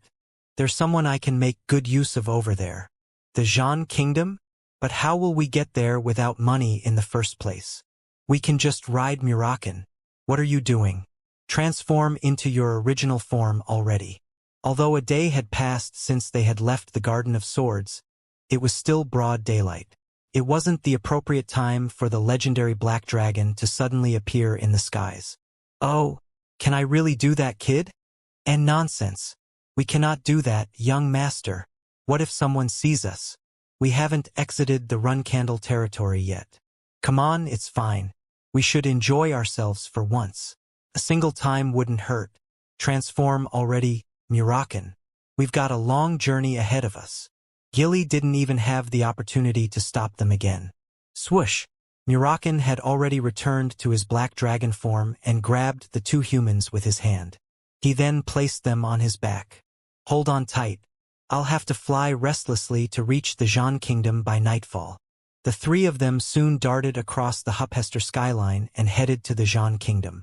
In the near future, a small rumor spread within Central Huphester, where people said they saw a dragon. Nevertheless, no one ever learned of the truth of that incident. No one except Jin's eldest sister. He really is quite extraordinary. He's flying through the sky on a dragon as soon as he becomes a provisional flag bearer. Luna was sitting on her balcony drinking alcohol while thinking of her youngest sibling who had just departed. Needless to say, she had seen Murakan flying across the sky as well as the two people riding on his back.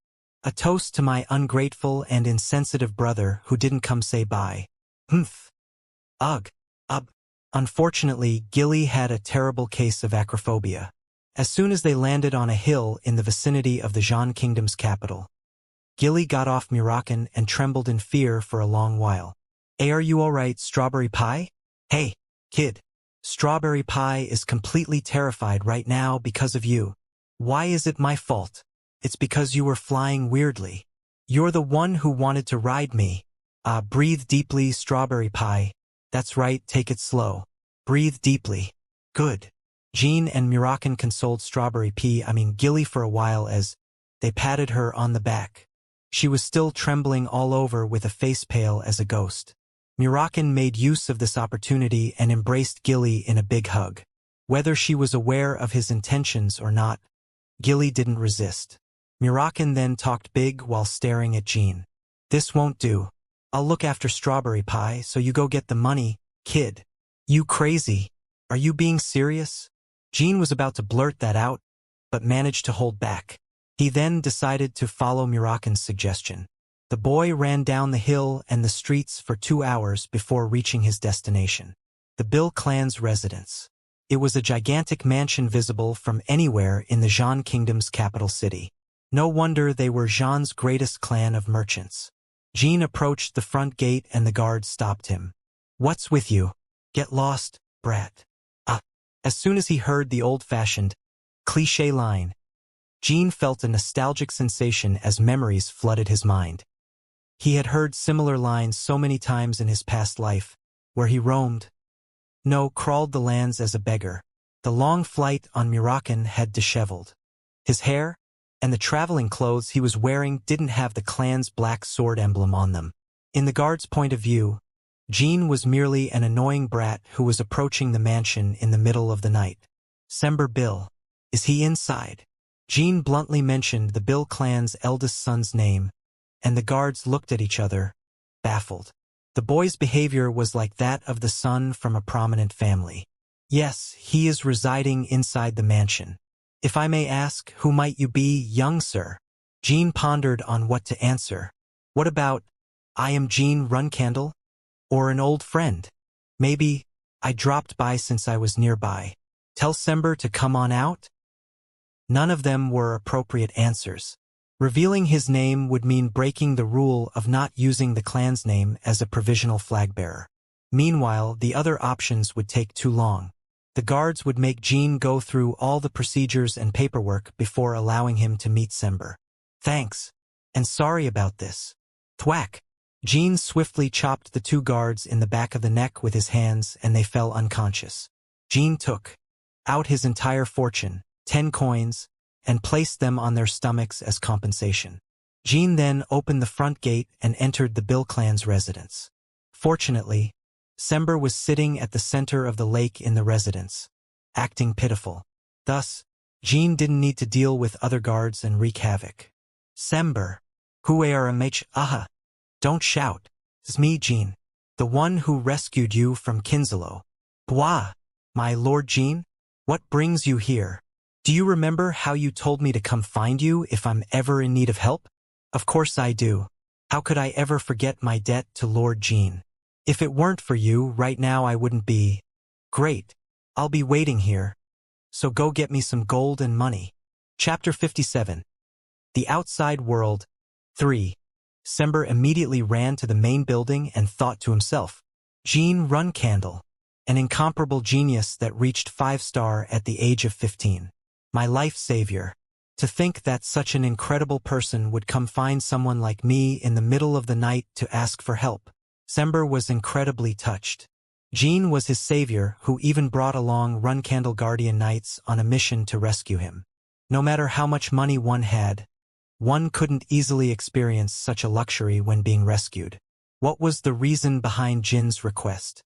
The Runcandle clan's youngest child should be overflowing with money normally. Was he on a secret mission during which he urgently needed some funds? Whatever the answer is, I'll have helped him out in making a great achievement in the near future, even if my influence is minimal. After our deaths, historians will write records of Gene Runcandle, and I'll be happy if there's even a single line in his biography mentioning Sember Bill. During the short 10 minutes Sember took to collect the money, his imagination ran wild. Sember returned with a large leather bag with all kinds of valuables and plenty of gold coins. Huff, huff. Here's what you asked for, Lord Gene. He had brought too much. Even at first glance, the bag appeared to weigh more than 30 kilograms of treasure. Gene wouldn't be able to take all that and continue his journey. Gene grabbed a handful of golden valuables and took about 500 gold coins. Even robbers didn't dream of gaining this much money in one day. This is more than enough. It was good seeing you again, Sember Bill. It was an honor, Lord Gene. I do not know what mission you are undertaking, but I wish you the best and pray you return in good health. Thanks. I'll see you another time. Oh, and when I came here I had to do something about the guards at the gate, so… I understand. I shall deal with that myself, so please do not concern yourself. And I shall keep my mouth closed about today's matters until Lord Gene gives me permission to talk about it. Gene wasn't expecting much of Sember Bill when he first coincidentally rescued him back in the Jean Kingdom's southern region by the border. However, he now saw Sember as quite the decent person. Not only did he remember his debts, but he was also sharp and quick-witted. I should get him some gifts in the future, whatever they may be. Sember excitedly waved his hands until Jin's silhouette disappeared into the night. Most Runcandle provisional flag-bearers spend their first 2 months in poverty. They had only ever learnt striking, stabbing, and slashing enemies since their birth inside this clan of swordsmen. Thus, their senses and intuition in money and finances were non-existent. They had never earned money themselves, so it wasn't surprising that they'd spend a couple months in poverty once out in the real world. Therefore, most provisional flag-bearers either killed the crime lords in Mummet and brought their heads to the Vermont Criminal Investigation Team, or they lived as mercenaries to earn money. But until then, they'd still be penniless. Munch, munch, gulp. Today was Jin's 3rd day as a provisional flag-bearer. The boy, his nanny, and his pet dragon were devouring all the food at the Jean Kingdom's best and most popular restaurant. Although they had ordered dozens of dishes, the bill had barely scratched their funds. Don't eat too much, Murakin. The transfer gate is in an hour. If you throw up everything like last time… Quiet, kid. Even if I end up vomiting later, I'll still eat everything. That's what it means to live like an apex predator like me. How stubborn. Young master, please try some of this too. Jean cooking is quite delicious. Kuhaha.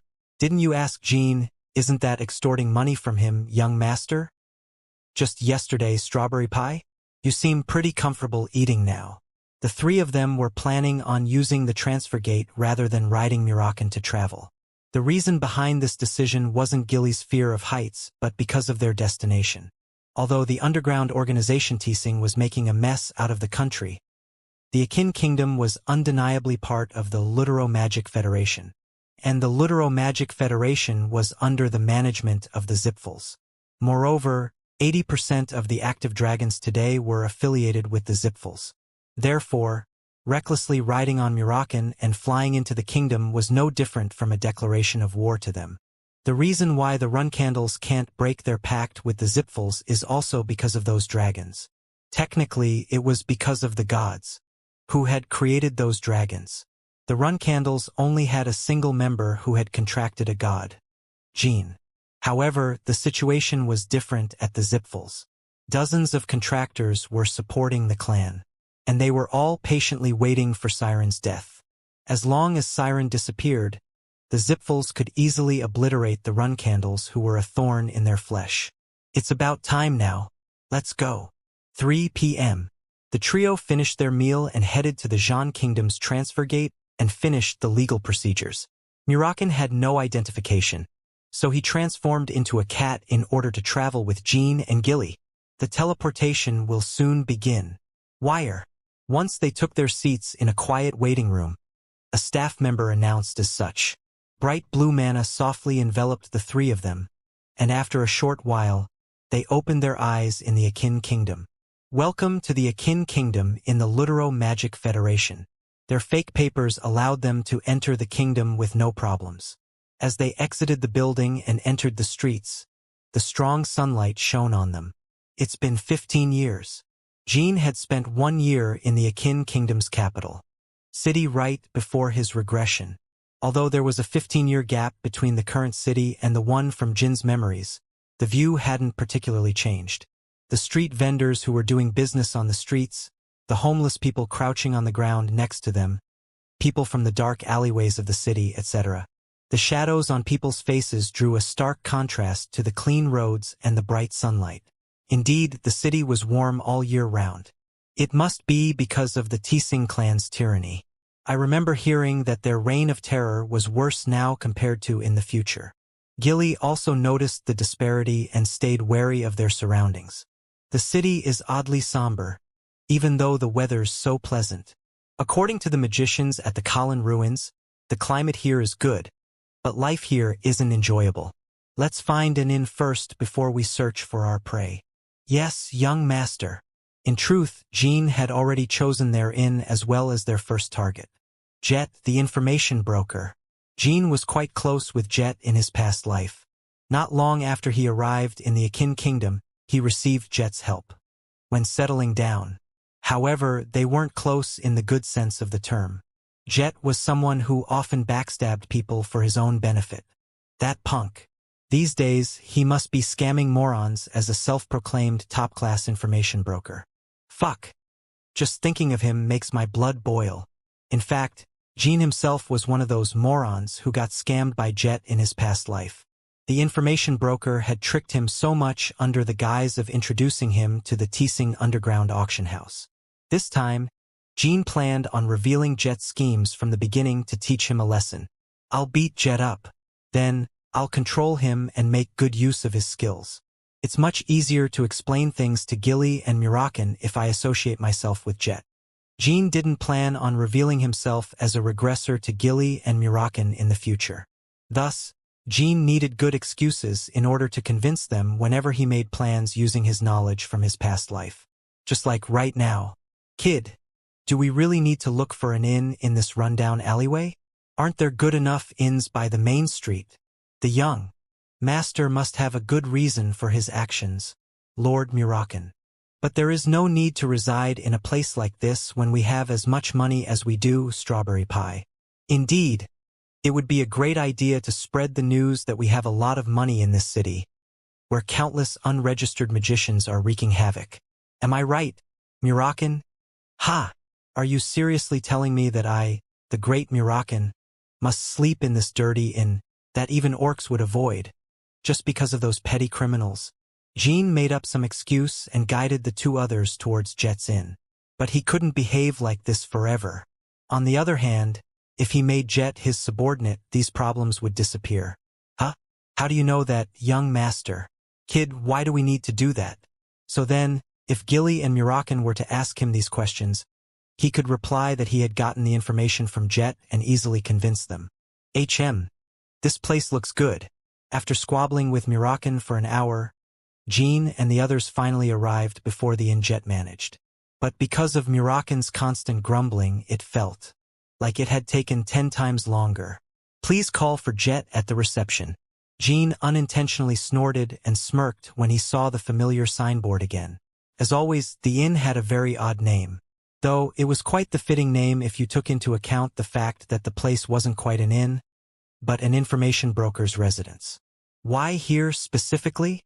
Because I heard the magicians at the Kalin ruins talk about, never mind, it's just my gut feeling. Murakin was still sulking and pouting as they walked through the front door. Meanwhile, Gilly stood confidently behind them as she fully trusted the young master no matter what. One slim man was sitting behind the counter, head on the hard table as his drool made a puddle. It was Jet. He hadn't sensed the trio's presence and simply snored loudly as the smell of alcohol filled the air. Are you the owner of the inn? HMMGH. Ah, customer? Welcome. Jet unsteadily fixed his posture and quickly scanned the three guests from head to toe. He then immediately categorized them into fools he could trick. A thin, weak-looking kid in a nice shirt, a swordsman on his first journey, and a woman. Well, she's quite pretty. Is she a maid? They're obviously a young and stupid aristocrat with his servants playing at adventurers. Despite such thoughts running through his mind, Jet simply showed a bright smile on the outside. Do you have empty rooms?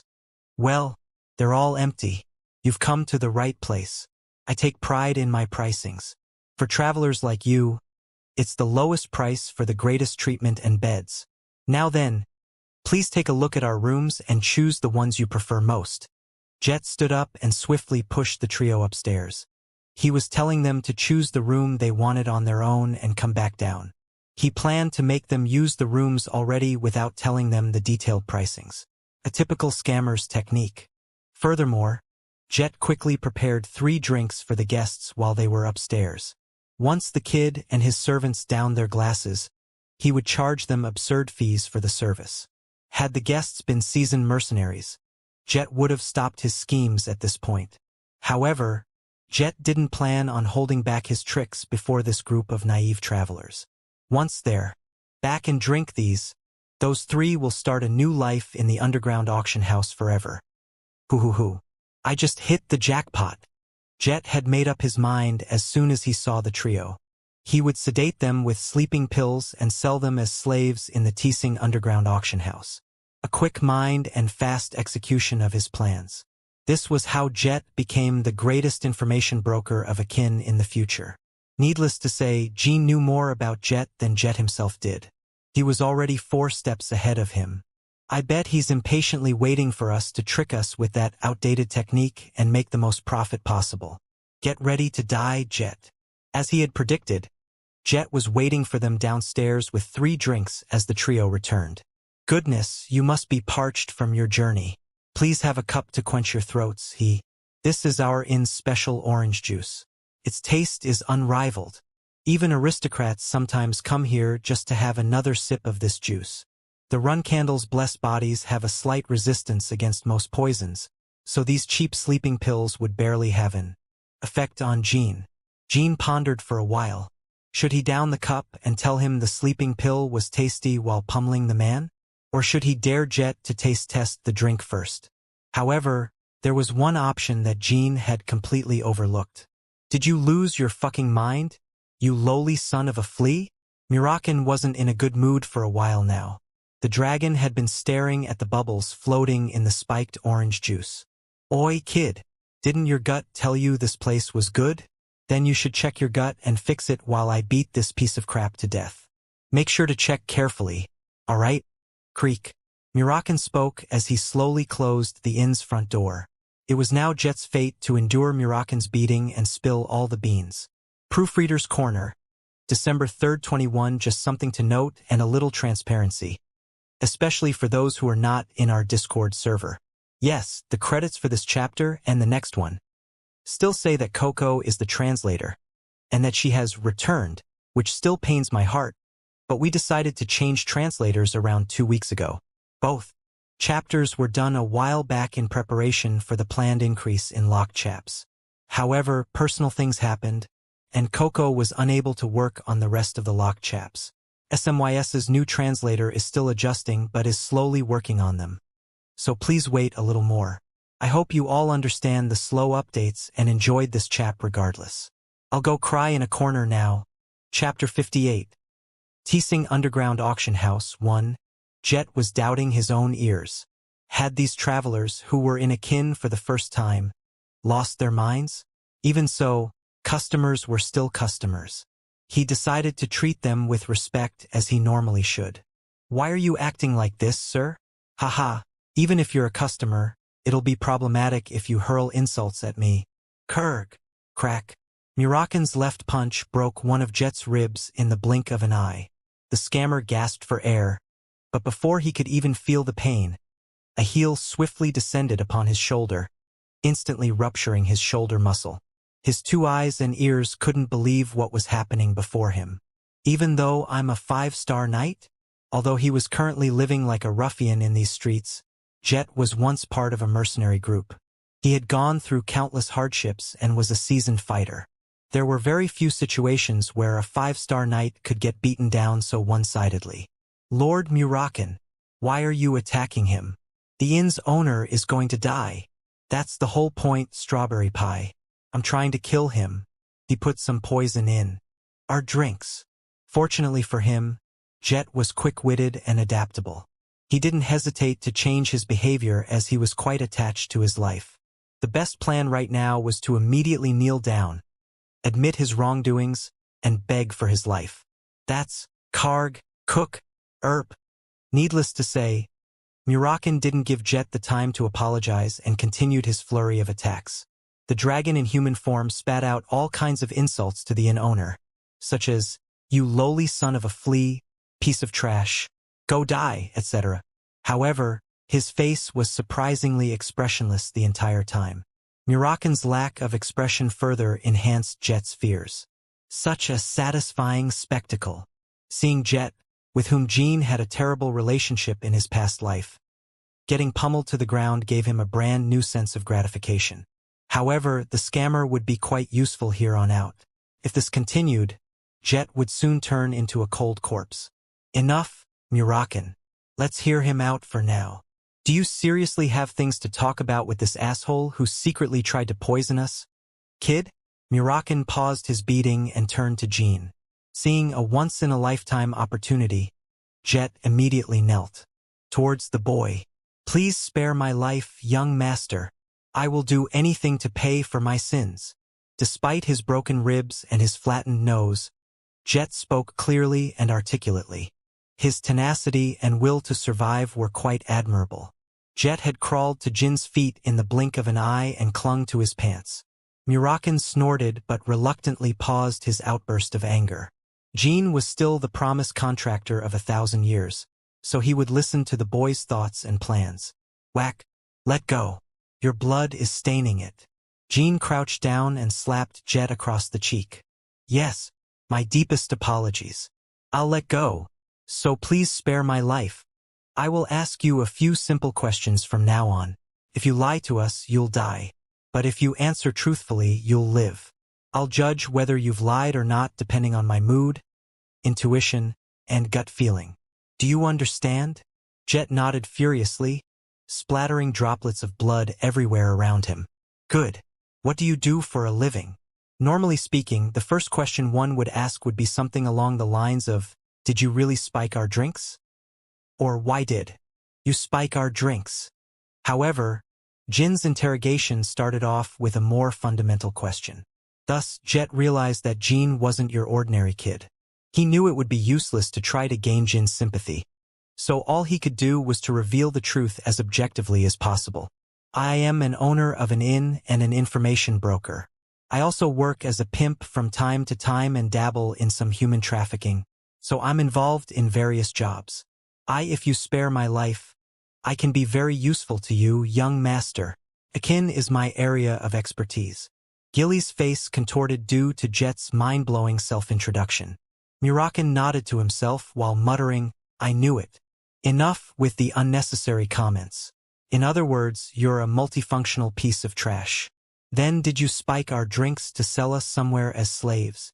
As deplorable as it may be, that is the case. Where to? Excuse me. Crack. Jean helped Jet's pinky finger meet the back of his hand for the first time. Jet didn't dare cry out in pain and stuttered out a certain name. Teesing. To the Teesing Underground Auction House. Explain. Yes, the Teesing Underground Auction House is an auction house that an underground organization called Teesing manages. Down there, you can buy and sell slaves, drugs, all kinds of smuggled products and stolen artifacts. I'll have someone heal your body by this evening. You understand what you need to do afterwards, right? Of course. Thank you very much, young master. Thank you very much. Having realized his life would be spared, Jet was about to kiss Jin's shoes. This multifunctional piece of trash would become useful to them during their stay in the Akin Kingdom. While Jean loathed Jet and his very existence, he still highly evaluated the piece of trash's skills and knowledge. Jean sent Jet upstairs. Today's "please call for Jet at the reception" would be closed for business. Kid, why don't we just bury that piece of trash up some random mountain instead of paying for his medical fees? I concur, young master. He may try to backstab us again if we let him survive. An underground organization and their auction house. It's the perfect thing to destroy in order to gain honor and reputation. Don't you think? We can always kill him afterwards. That is true, but let's trust him this one time. We do need a guide during our stay in Akin after all. The nanny and the dragon didn't argue anymore and agreed to the boys' plan. In order to have a smooth journey with no complications, one sometimes had to accommodate the party leader's decisions. Murakan and Gilly stayed behind in the inn to keep an eye on Jet while Jean left to find someone to heal the scammer. Jean truly considered the two of them as good friends. Nevertheless, as soon as Jean took a step outside the inn on his own, he felt an unprecedented sense of freedom and exhilaration. He could now make use of his knowledge as a regressor as much as he wanted inside the Akin kingdom. The city's development was being hindered by the T-Sync's tyranny. In other words, most of the buildings, facilities, groups, and organizations Jean knew of in his past life were highly likely to be present today. It didn't take him long to find a tight-lipped healer he could trust. Maltran was someone who would heal anyone, even wanted criminals, as long as he was paid properly. Fortunately, his magic store was located at the same place as in Jin's. Memories. I've heard that you're excellent at performing illegal medical procedures. Where did you hear that? Unimportant. I will pay you handsomely. Although he definitely looked 15 years younger, Maltran was still the same pot-bellied middle-aged man. Maltran visibly pondered for a moment, caressing his bulging stomach in the meantime. How's the patient's situation? A couple of broken ribs and a finger dangling abnormally. But he didn't lose a lot of blood. Cling. Jean flicked a well-crafted ring to the middle-aged man. Maltran stood up immediately as he caught the payment. My lucky day. Let's go. Maltran was a highly skilled healing magician. Once he arrived at the inn, it barely took him 5 hours to erase all traces of violence on Jet. In fact, Maltran's sweaty appearance as he earnestly cast healing magic made him look like a devout cleric. I see. The Lutero Magic Federation isn't called a magic federation for nothing. To think that a healer we found on the streets would be this skilled. Gilly whispered to herself as she watched the medical procedure. Her eyes twinkled with curiosity and awe as she had rarely observed magic during her life with the run candles. Jet was touched by Jean and his willingness to hire such a good healer. As soon as he fully recovered, he knelt on the ground and continuously showed his gratitude. Young master, although our first meeting did not go so well, I now pledge my eternal allegiance to you. Please allow me to serve you. That'll depend on your behavior and performance here on out. Have you finished, healer? I hope his ribs won't suddenly break apart again in a few hours. What an unfunny joke. Well then, I will take my leave. Please call me again if there's another emergency. I will even heal someone for free a single time as long as it's nothing too serious. I always work as much as I'm paid. You have excellent work ethics. Have a nice day. Maltran left the inn. Jet was now carefully observing the trio, who were sipping on their cups of black tea while seated. No matter how much I think about it, these people, they smell of money and authority. And here I thought I had an eye for people. How did I not notice it immediately? And why did such big shots come to this desolate area of the city? The man who had beat him up was an extremely skilled fighter. The maids seemed to be used to seeing violent scenes. Finally, the boy Jet judged as a young and stupid aristocrat was naturally ordering the other two around as if they were his vassals. This was a sight Jet had never seen before. Is he the heir to a prominent martial clan? Or the Vermont Special Forces? Either way, if I recklessly betray them, I'll be erased from the face of this continent without a single trace left behind. After a while, Jet concluded that the trio were the Vermont Special Forces. He even believed that their actions so far had all been calculated, including their disastrous first encounter. Jet wasn't foolish to think so.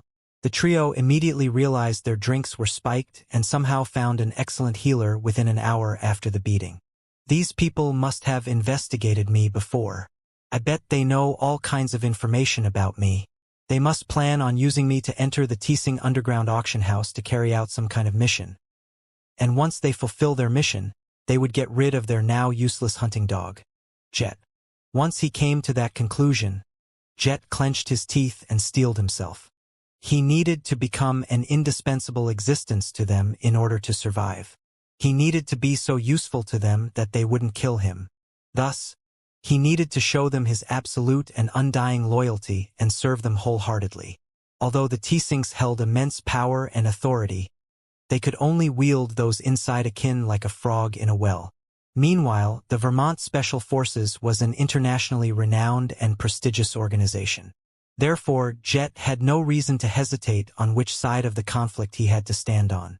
Jet soon shared more information about the Teesings and the underground auction house to the trio. Even though he made the wrong assumption about them, he was still a top-notch information broker. Although the Teesings' publicly known boss is someone called Salka, the real boss of the group is someone else. Salka is just a frontman and signboard. We call the real boss Spiderhand Alu among ourselves. Really? Alu is an extremely dangerous individual. Rumors say that Alu even has connections with pureblood run candles beyond the sea. About the underground auction house, Jean already knew most of the information Jet was sharing, but simply let the information broker continue his endless speech. This way, his companions could also learn of the information Jean knew from his past life. Still, connections with pureblood run candles? To think that such false rumors about Alu would spread. I highly doubt any of my siblings would associate themselves with some random thugs in the Lutero Magic Federa. Jean suddenly placed his teacup back on the table as if he had suddenly remembered something. There is one. The one who tried to place a curse on me. It's possible if it's them. After all, this is the Lutero Magic Federation, the Zipful's territory. He couldn't make a hasty conclusion. Only a top-class magician could cast a curse on the level of bladed illusion, and there was no way these underground thugs had such a magician within their ranks. However, there was nothing Jean could do other than grasping at straws. He had spent 10 years in the Storm Castle and 5 in the Garden of Swords. All this time, he had searched for the culprit behind the curse, but couldn't find a single clue or trace. Have you finished explaining? Yes, please. Don't hesitate to ask me any questions after we arrive as well. I shall explain everything with all my heart. I swear to you on my son's life. You have a son? Although Jean acted ignorant, he was quite close with Jet's son in his past life. The son was a kind and gentle kid, unlike his father. Yes, since I've pledged my allegiance to you, let us set off after you've seen my son's face. It is to prove that I hold no intention of betraying you, young master. The son was probably about 2 years old right now. To think that he'd use his own toddler as a tool to show his sincerity. Jean was once again amazed by Jet's awful nature and shook his head in response. Forget it. Let's just go. Chapter 59. Teesing Underground Auction House. 2. Any facilities managed by the Teesings can only be accessed by newcomers if they have an introduction from a regular. As a matter of course, that held true for the underground auction house as well. 1 hour by carriage. It wasn't very far from Jet's Inn. The place they arrived at looked like an ordinary aristocrat's villa at first sight. However, it was actually a location where all kinds of illegal transactions took place. Oh hey Jet, why do you have so many people with you today? Are they goods? Watch your mouth. These people are my guests. Jet simultaneously shamed all of the guards. Although the guard apologized for his careless words, it showed that Jet was a respected and honored individual of Teesing. The three then followed Jet into the auction house. Even though it was operated by sketchy alleyway dealers, there were akin nobles partying from the courtyard. This place hasn't changed one bit. Still pretty corrupted. Most of the nation's leaders were from the Teesing clan, and not even official investigation agencies could snoop around this area. While regular citizens got abused by unregistered magicians and mercenaries, the feast never ended in the auction house as all kinds of things, including humans, got sold. Although the Zipfels were aware that all of this was happening, they didn't try to control and restrict these people. Not only was it because this land was important to the people of Akin, but also because the Zipfel clan received bribes from Spider-Hand Alu. It was very nerve-wracking. Filthy scum. Jet ordered the guards to retrieve some masks and distributed them to his guests. Since we are going underground instead of lingering here, I recommend wearing a mask. Usually masks aren't allowed, but since I am your escort, you can cover your profile. Hehe. There was a hidden staircase behind the garden. As expected, there wasn't a single thing different about this place. Even in the far future, the T-Sinks would rule the Akin kingdom, and an auction would be held here every day, unless Jean interfered with the business of this place. As soon as they entered the underground area, the chattering stopped, and a pleasant violin melody filled the air. A group of musicians in tuxedos was constantly playing tunes for the public. It's just as I remembered it. It was all to Spider-Hand Alu's tastes. He always tried to convince people that he wasn't an uncivilized gangster. What? Are you sure this is an underground auction house? Music? You've got to be joking. I know, right? They sat in the outskirts of the room for an hour. In the meantime, Jet informed the other executives that he brought guests. For the time being, there wasn't anyone who came to check the three masked people. It does seem like Jet is a respected newbie recruit amongst those other fat asses. So what are you gonna do? Wipe out these lowly gangsters on your first day in Akin? The guards that we saw on the way here didn't seem too shabby. There are also a lot of unregistered magicians. You aren't going to engage in a battle here, right, young master? You guys think I'm stupid? Let's at least look around the place. Jean definitely did not want to flip this place upside down. As his companions said, it was dangerous, but there were also items that he had to obtain. Ancient magic tomes and the Helm artifact. Magic tomes with spells that transcended the ones of this era, and a ring that turned into a helm. Artifact that overflowed with mana. Amongst the magic tomes, Jean wanted one from a great historical magician called Ohensirk. As for the Helm artifact, it had amazing abilities. The owner could also mask their face anytime, which was convenient. Jean didn't know the exact date that Ohensirk's magic tome would be auctioned. It was more likely to get struck by lightning than the chances of the tome being sold today. It doesn't really need to be Ohensirk's. Ancient magicians' tomes are sold here every day anyway. It'll be best to just wait a few days and buy the best item there is. Conversely, he knew the exact date when the Helm artifact would be sold. Around 5 or 6 years later, the Helm of the Demon King would soon fall into the hands of Emperor Vermont. When Emperor Vermont acquired the Helm through tribute, many romanticists, historians, and scientists gathered together. They all considered the Helm a masterpiece and tracked it down to take it for themselves. The historians called it the Helm of the Demon King, due to the speculation that ancient demon kings used it in the past. For a while, there was a great commotion in the magic journalism community. They always got worked up when magic experimenters discovered or declared a new masterpiece. Since Jean was caught up on the massive, thick journals, he naturally knew the location where it was first discovered as well as the date it was auctioned. Surprisingly, it was located in Akin's notorious underground auction house. Yet, the Helm had not been sold for the past few years, so it was thrown into a room. The Helm would be traded 5 years later, which means that it's in storage right now. They didn't have to come on the day of the Helm's auction. They just needed to steal it. The problem is, how do we find and steal it in the first place? As Murakin and Gilly mentioned, they weren't dealing with a small organization that they could easily fight. Most of the guards were at least 6 stars, and there were unregistered magicians disguised as regular customers. It wasn't a crowd that Jean could handle on his own, and neither could they just use Murakin's power. As soon as he reveals his draconic magic, the Lutero Magic Federation would alert an emergency. Thank you to those who came here this wonderful evening, at the T-Sing Underground Auction House, and thank you for waiting. We will now start the auction. After debating with himself for a while, the auctioneer finally emerged onto the stage. Simultaneously, a dozen naked slaves joined him, separated between men and women. All of them had drowsy eyes, as if they were drugged. At least there weren't any children. All right. Numbers 1 through 30. Today's stock looks pretty darn good. Let's get this started. The slave auction began.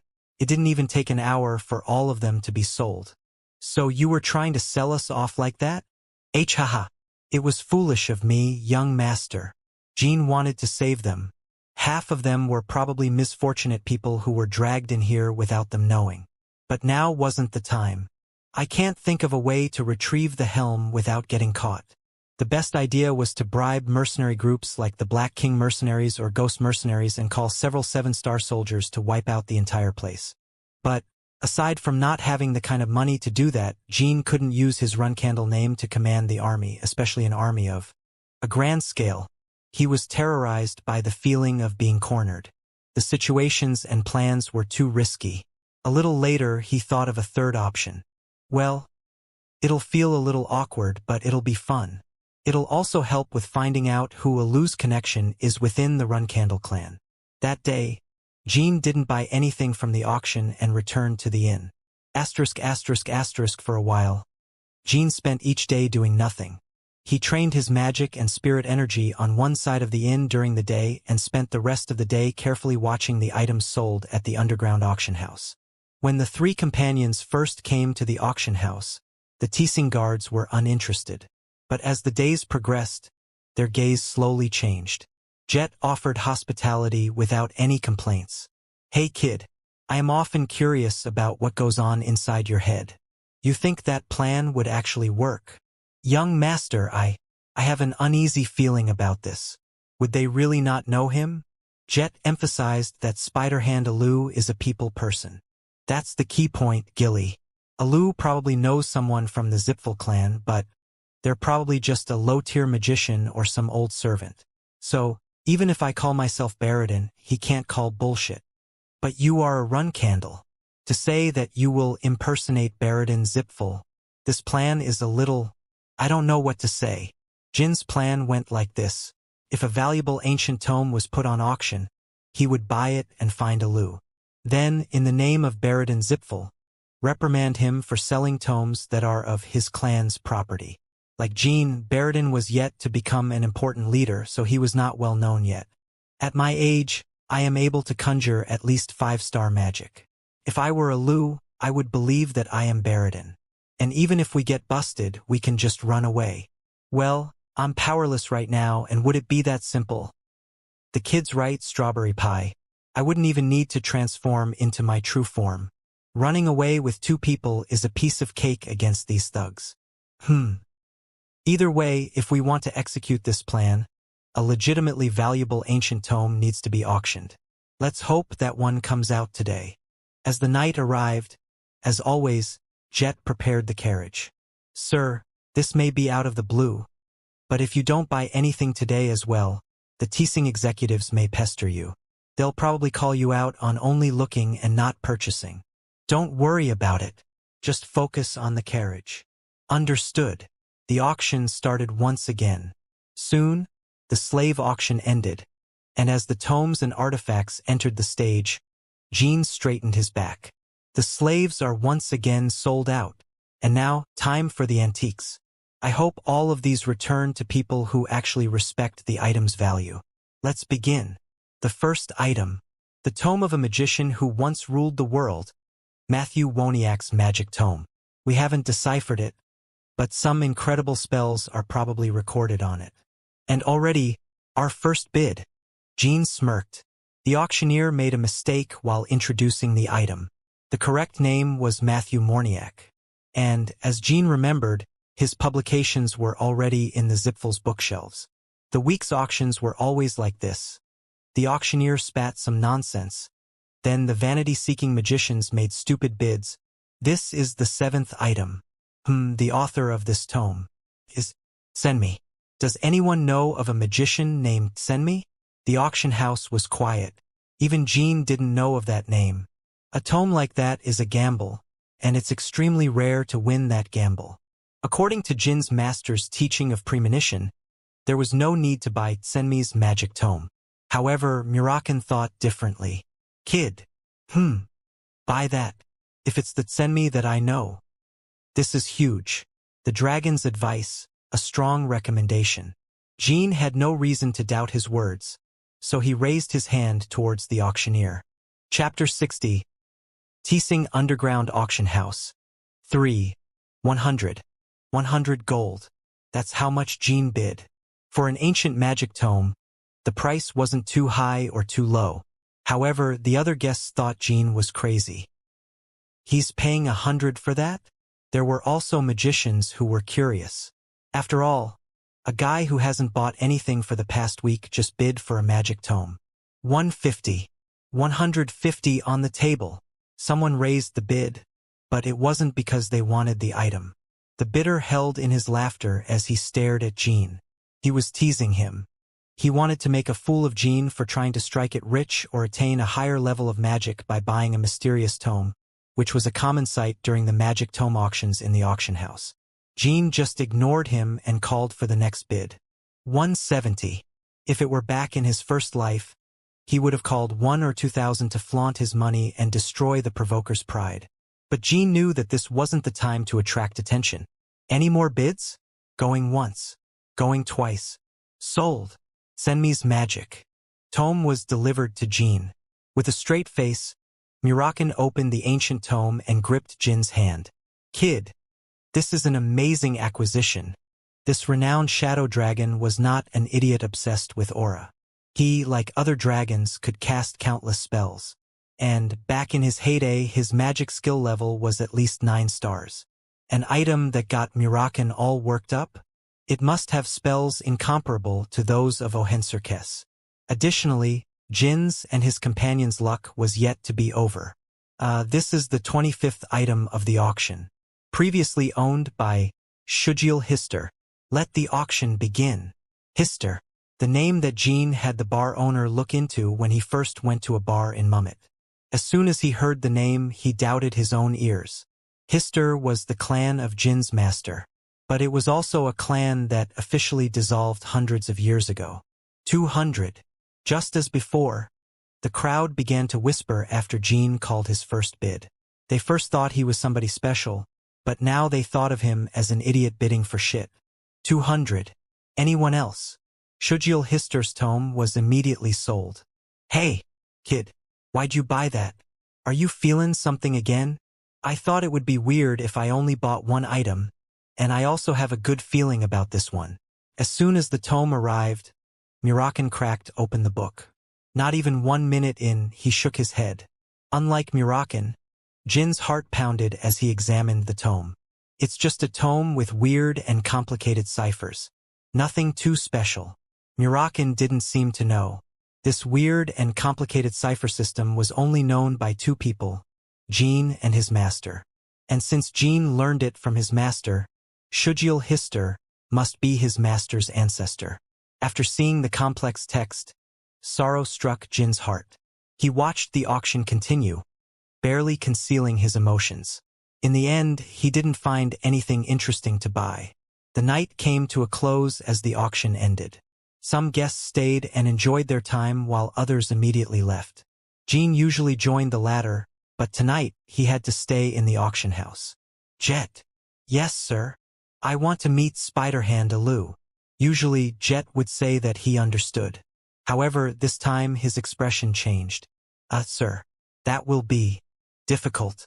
Even though you are a guest, meeting Alu is impossible. The most I can do is introduce you to Salka. If you really need to meet him directly, then please give us a few days. Tell Alu that Baradin Zipfel wanted to see him. It looked as if Jet's eyes would pop out as his face flushed red. He covered his mouth in shock. Be Baradin Zipfel? Understood.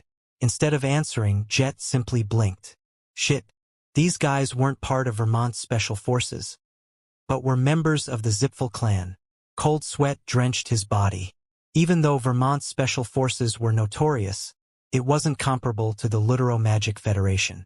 If anyone else introduced themselves as Baradin Zipfel, Jet would have scoffed and cussed at the sight. However, that was not the case.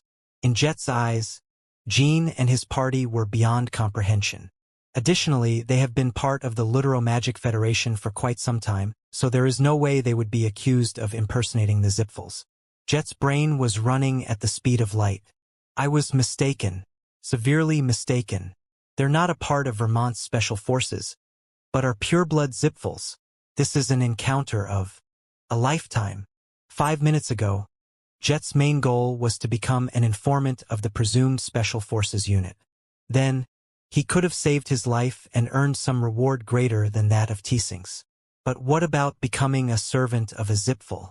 To a member of the Lutero Magic Federation, there is no greater honor than serving a Zipfel. As Jean lifted his hand, Jet stood with stone-cold eyes. He quickly passed a few employees and opened a door. Shit, whatever. Whatever happens, happens. Murakin shrugged. Unlike his careless words, he was definitely itching for a fight. Gilly put her hand on her forehead as she heaved a heavy sigh. A run candle impersonated a Zipfel. Other than getting the message to Alu, Gilly thought of a different, more important problem. If this information ever reaches the ears of future clan members or the Patriarch, then the young master will be executed. It would be the first time in the clan's 1,000-year history. Not only that, but the Zipfels were also surely going to get worked up to catch the impersonator. Lies are always meant to be uncovered. On the contrary, it's surprising how the young master committed these devious acts without remorse. The awkward melody of a violin filled the room. As time felt like it was slowing down, a different agent came to greet the three. "You are Baradin?" Slap. In a split second, Jean slapped the life out of the agent and caught the attention of the entire room. "Are you Alu?" He wasn't. Jean still asked despite knowing Alu's face. The agent looked confused, but he couldn't fight back or anything. If this insolent kid is indeed Baradin Zipfel, the entirety of Teesing could disappear overnight. "And no, sir. The boss ordered me to escort you to him." Slap. Jean slapped the agent once more. The agent quickly straightened his back and bowed as an apology for his ineptitude. Up until this moment, the plan went perfectly. Make Alu bring his ass here. I already revealed my name, and yet he sends over an underling. Fwoosh! On his right hand, Jean conjured a crimson sphere made of flames. Jin's mask flickered. With one look, one could tell that it was, at the very least, a 5-star skill. Anyone can claim to be a Zipfel. However, a young boy invoking high-level magic and calling himself Zipfel seemed more convincing. "I apologize. I will report this to the boss." The agents quickly led the other customers out of the auction house. The agent who got slapped was scrambling away, but Jean wasn't satisfied. "Tell your stupid boss to crawl to my feet. Since he mistreated his guests, he must be punished." Jean discontinued the spell and scanned his surroundings. The rest of the guests had left, and the agents were startled. His words were loud and clear. If the boss actually appeared crawling on the floor, then the agents would have to do so as well. 5 minutes passed. Spider-Hand Alu crawled into Jin's presence. A fairly large, middle-aged man crawling on the floor wasn't the most pleasurable sight. As for Alu, there were a million thoughts passing his mind. With him was a herd of his underlings, and among them was Jet, who had bruises all over his face. It seemed that the others beat him up for saying bullshit about Baradin Zipfel being present. The other agents, who were awkwardly standing, quickly lowered their bodies to the ground. "I guess Zipfel is a very scary name to hear.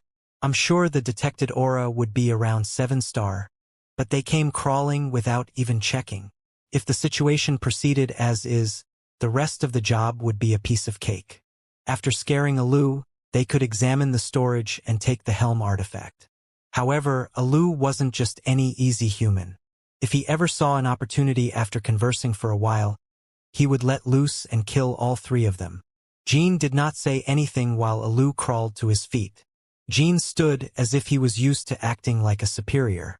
Frankly speaking, he acted the same way back home. "Rise. I am Alu, the man who runs the Teesing clan. I failed to recognize your excellency, and for that, I beg for mercy." With the other man towering over 2 meters, meeting Alu felt like facing a wall. However, he was permanently looking downwards, eyes never meeting Jin's. It was an obvious reaction after meeting an assumed pureblood Zipful. Shut up. Look at these. Jean tossed Senmi's and Shujil's tomes to Alu. What do these look like? Opening the tomes, Alu's face drained of color. They're magic tomes. I apologize. We sold ancient magic tomes without the Zipful's permission. These 2 tomes that I purchased today are greatly valued, even by my clan. I can't imagine the number of magicians who left to search for these. Baradin, sir. This may sound like an excuse, but I am unrelated to that. My stupidity couldn't realize the tome's worth and troubled you. I will try my best to recollect the other auction tomes. Please give me a chance. Would you be faster at gathering them? Or would we magicians be faster? Quit the bullshit and bring an accountant and customer registry. Starting tomorrow, my clan will investigate your mischief. As Jean skillfully lied, Alu realized that he had nothing to say. If the Zipfuls started the investigation, then the T-Syncs would be destroyed. Alu reconsidered his options. Baradin Zipful. Does his clan know that he's here? If they didn't, maybe getting rid of him would be better.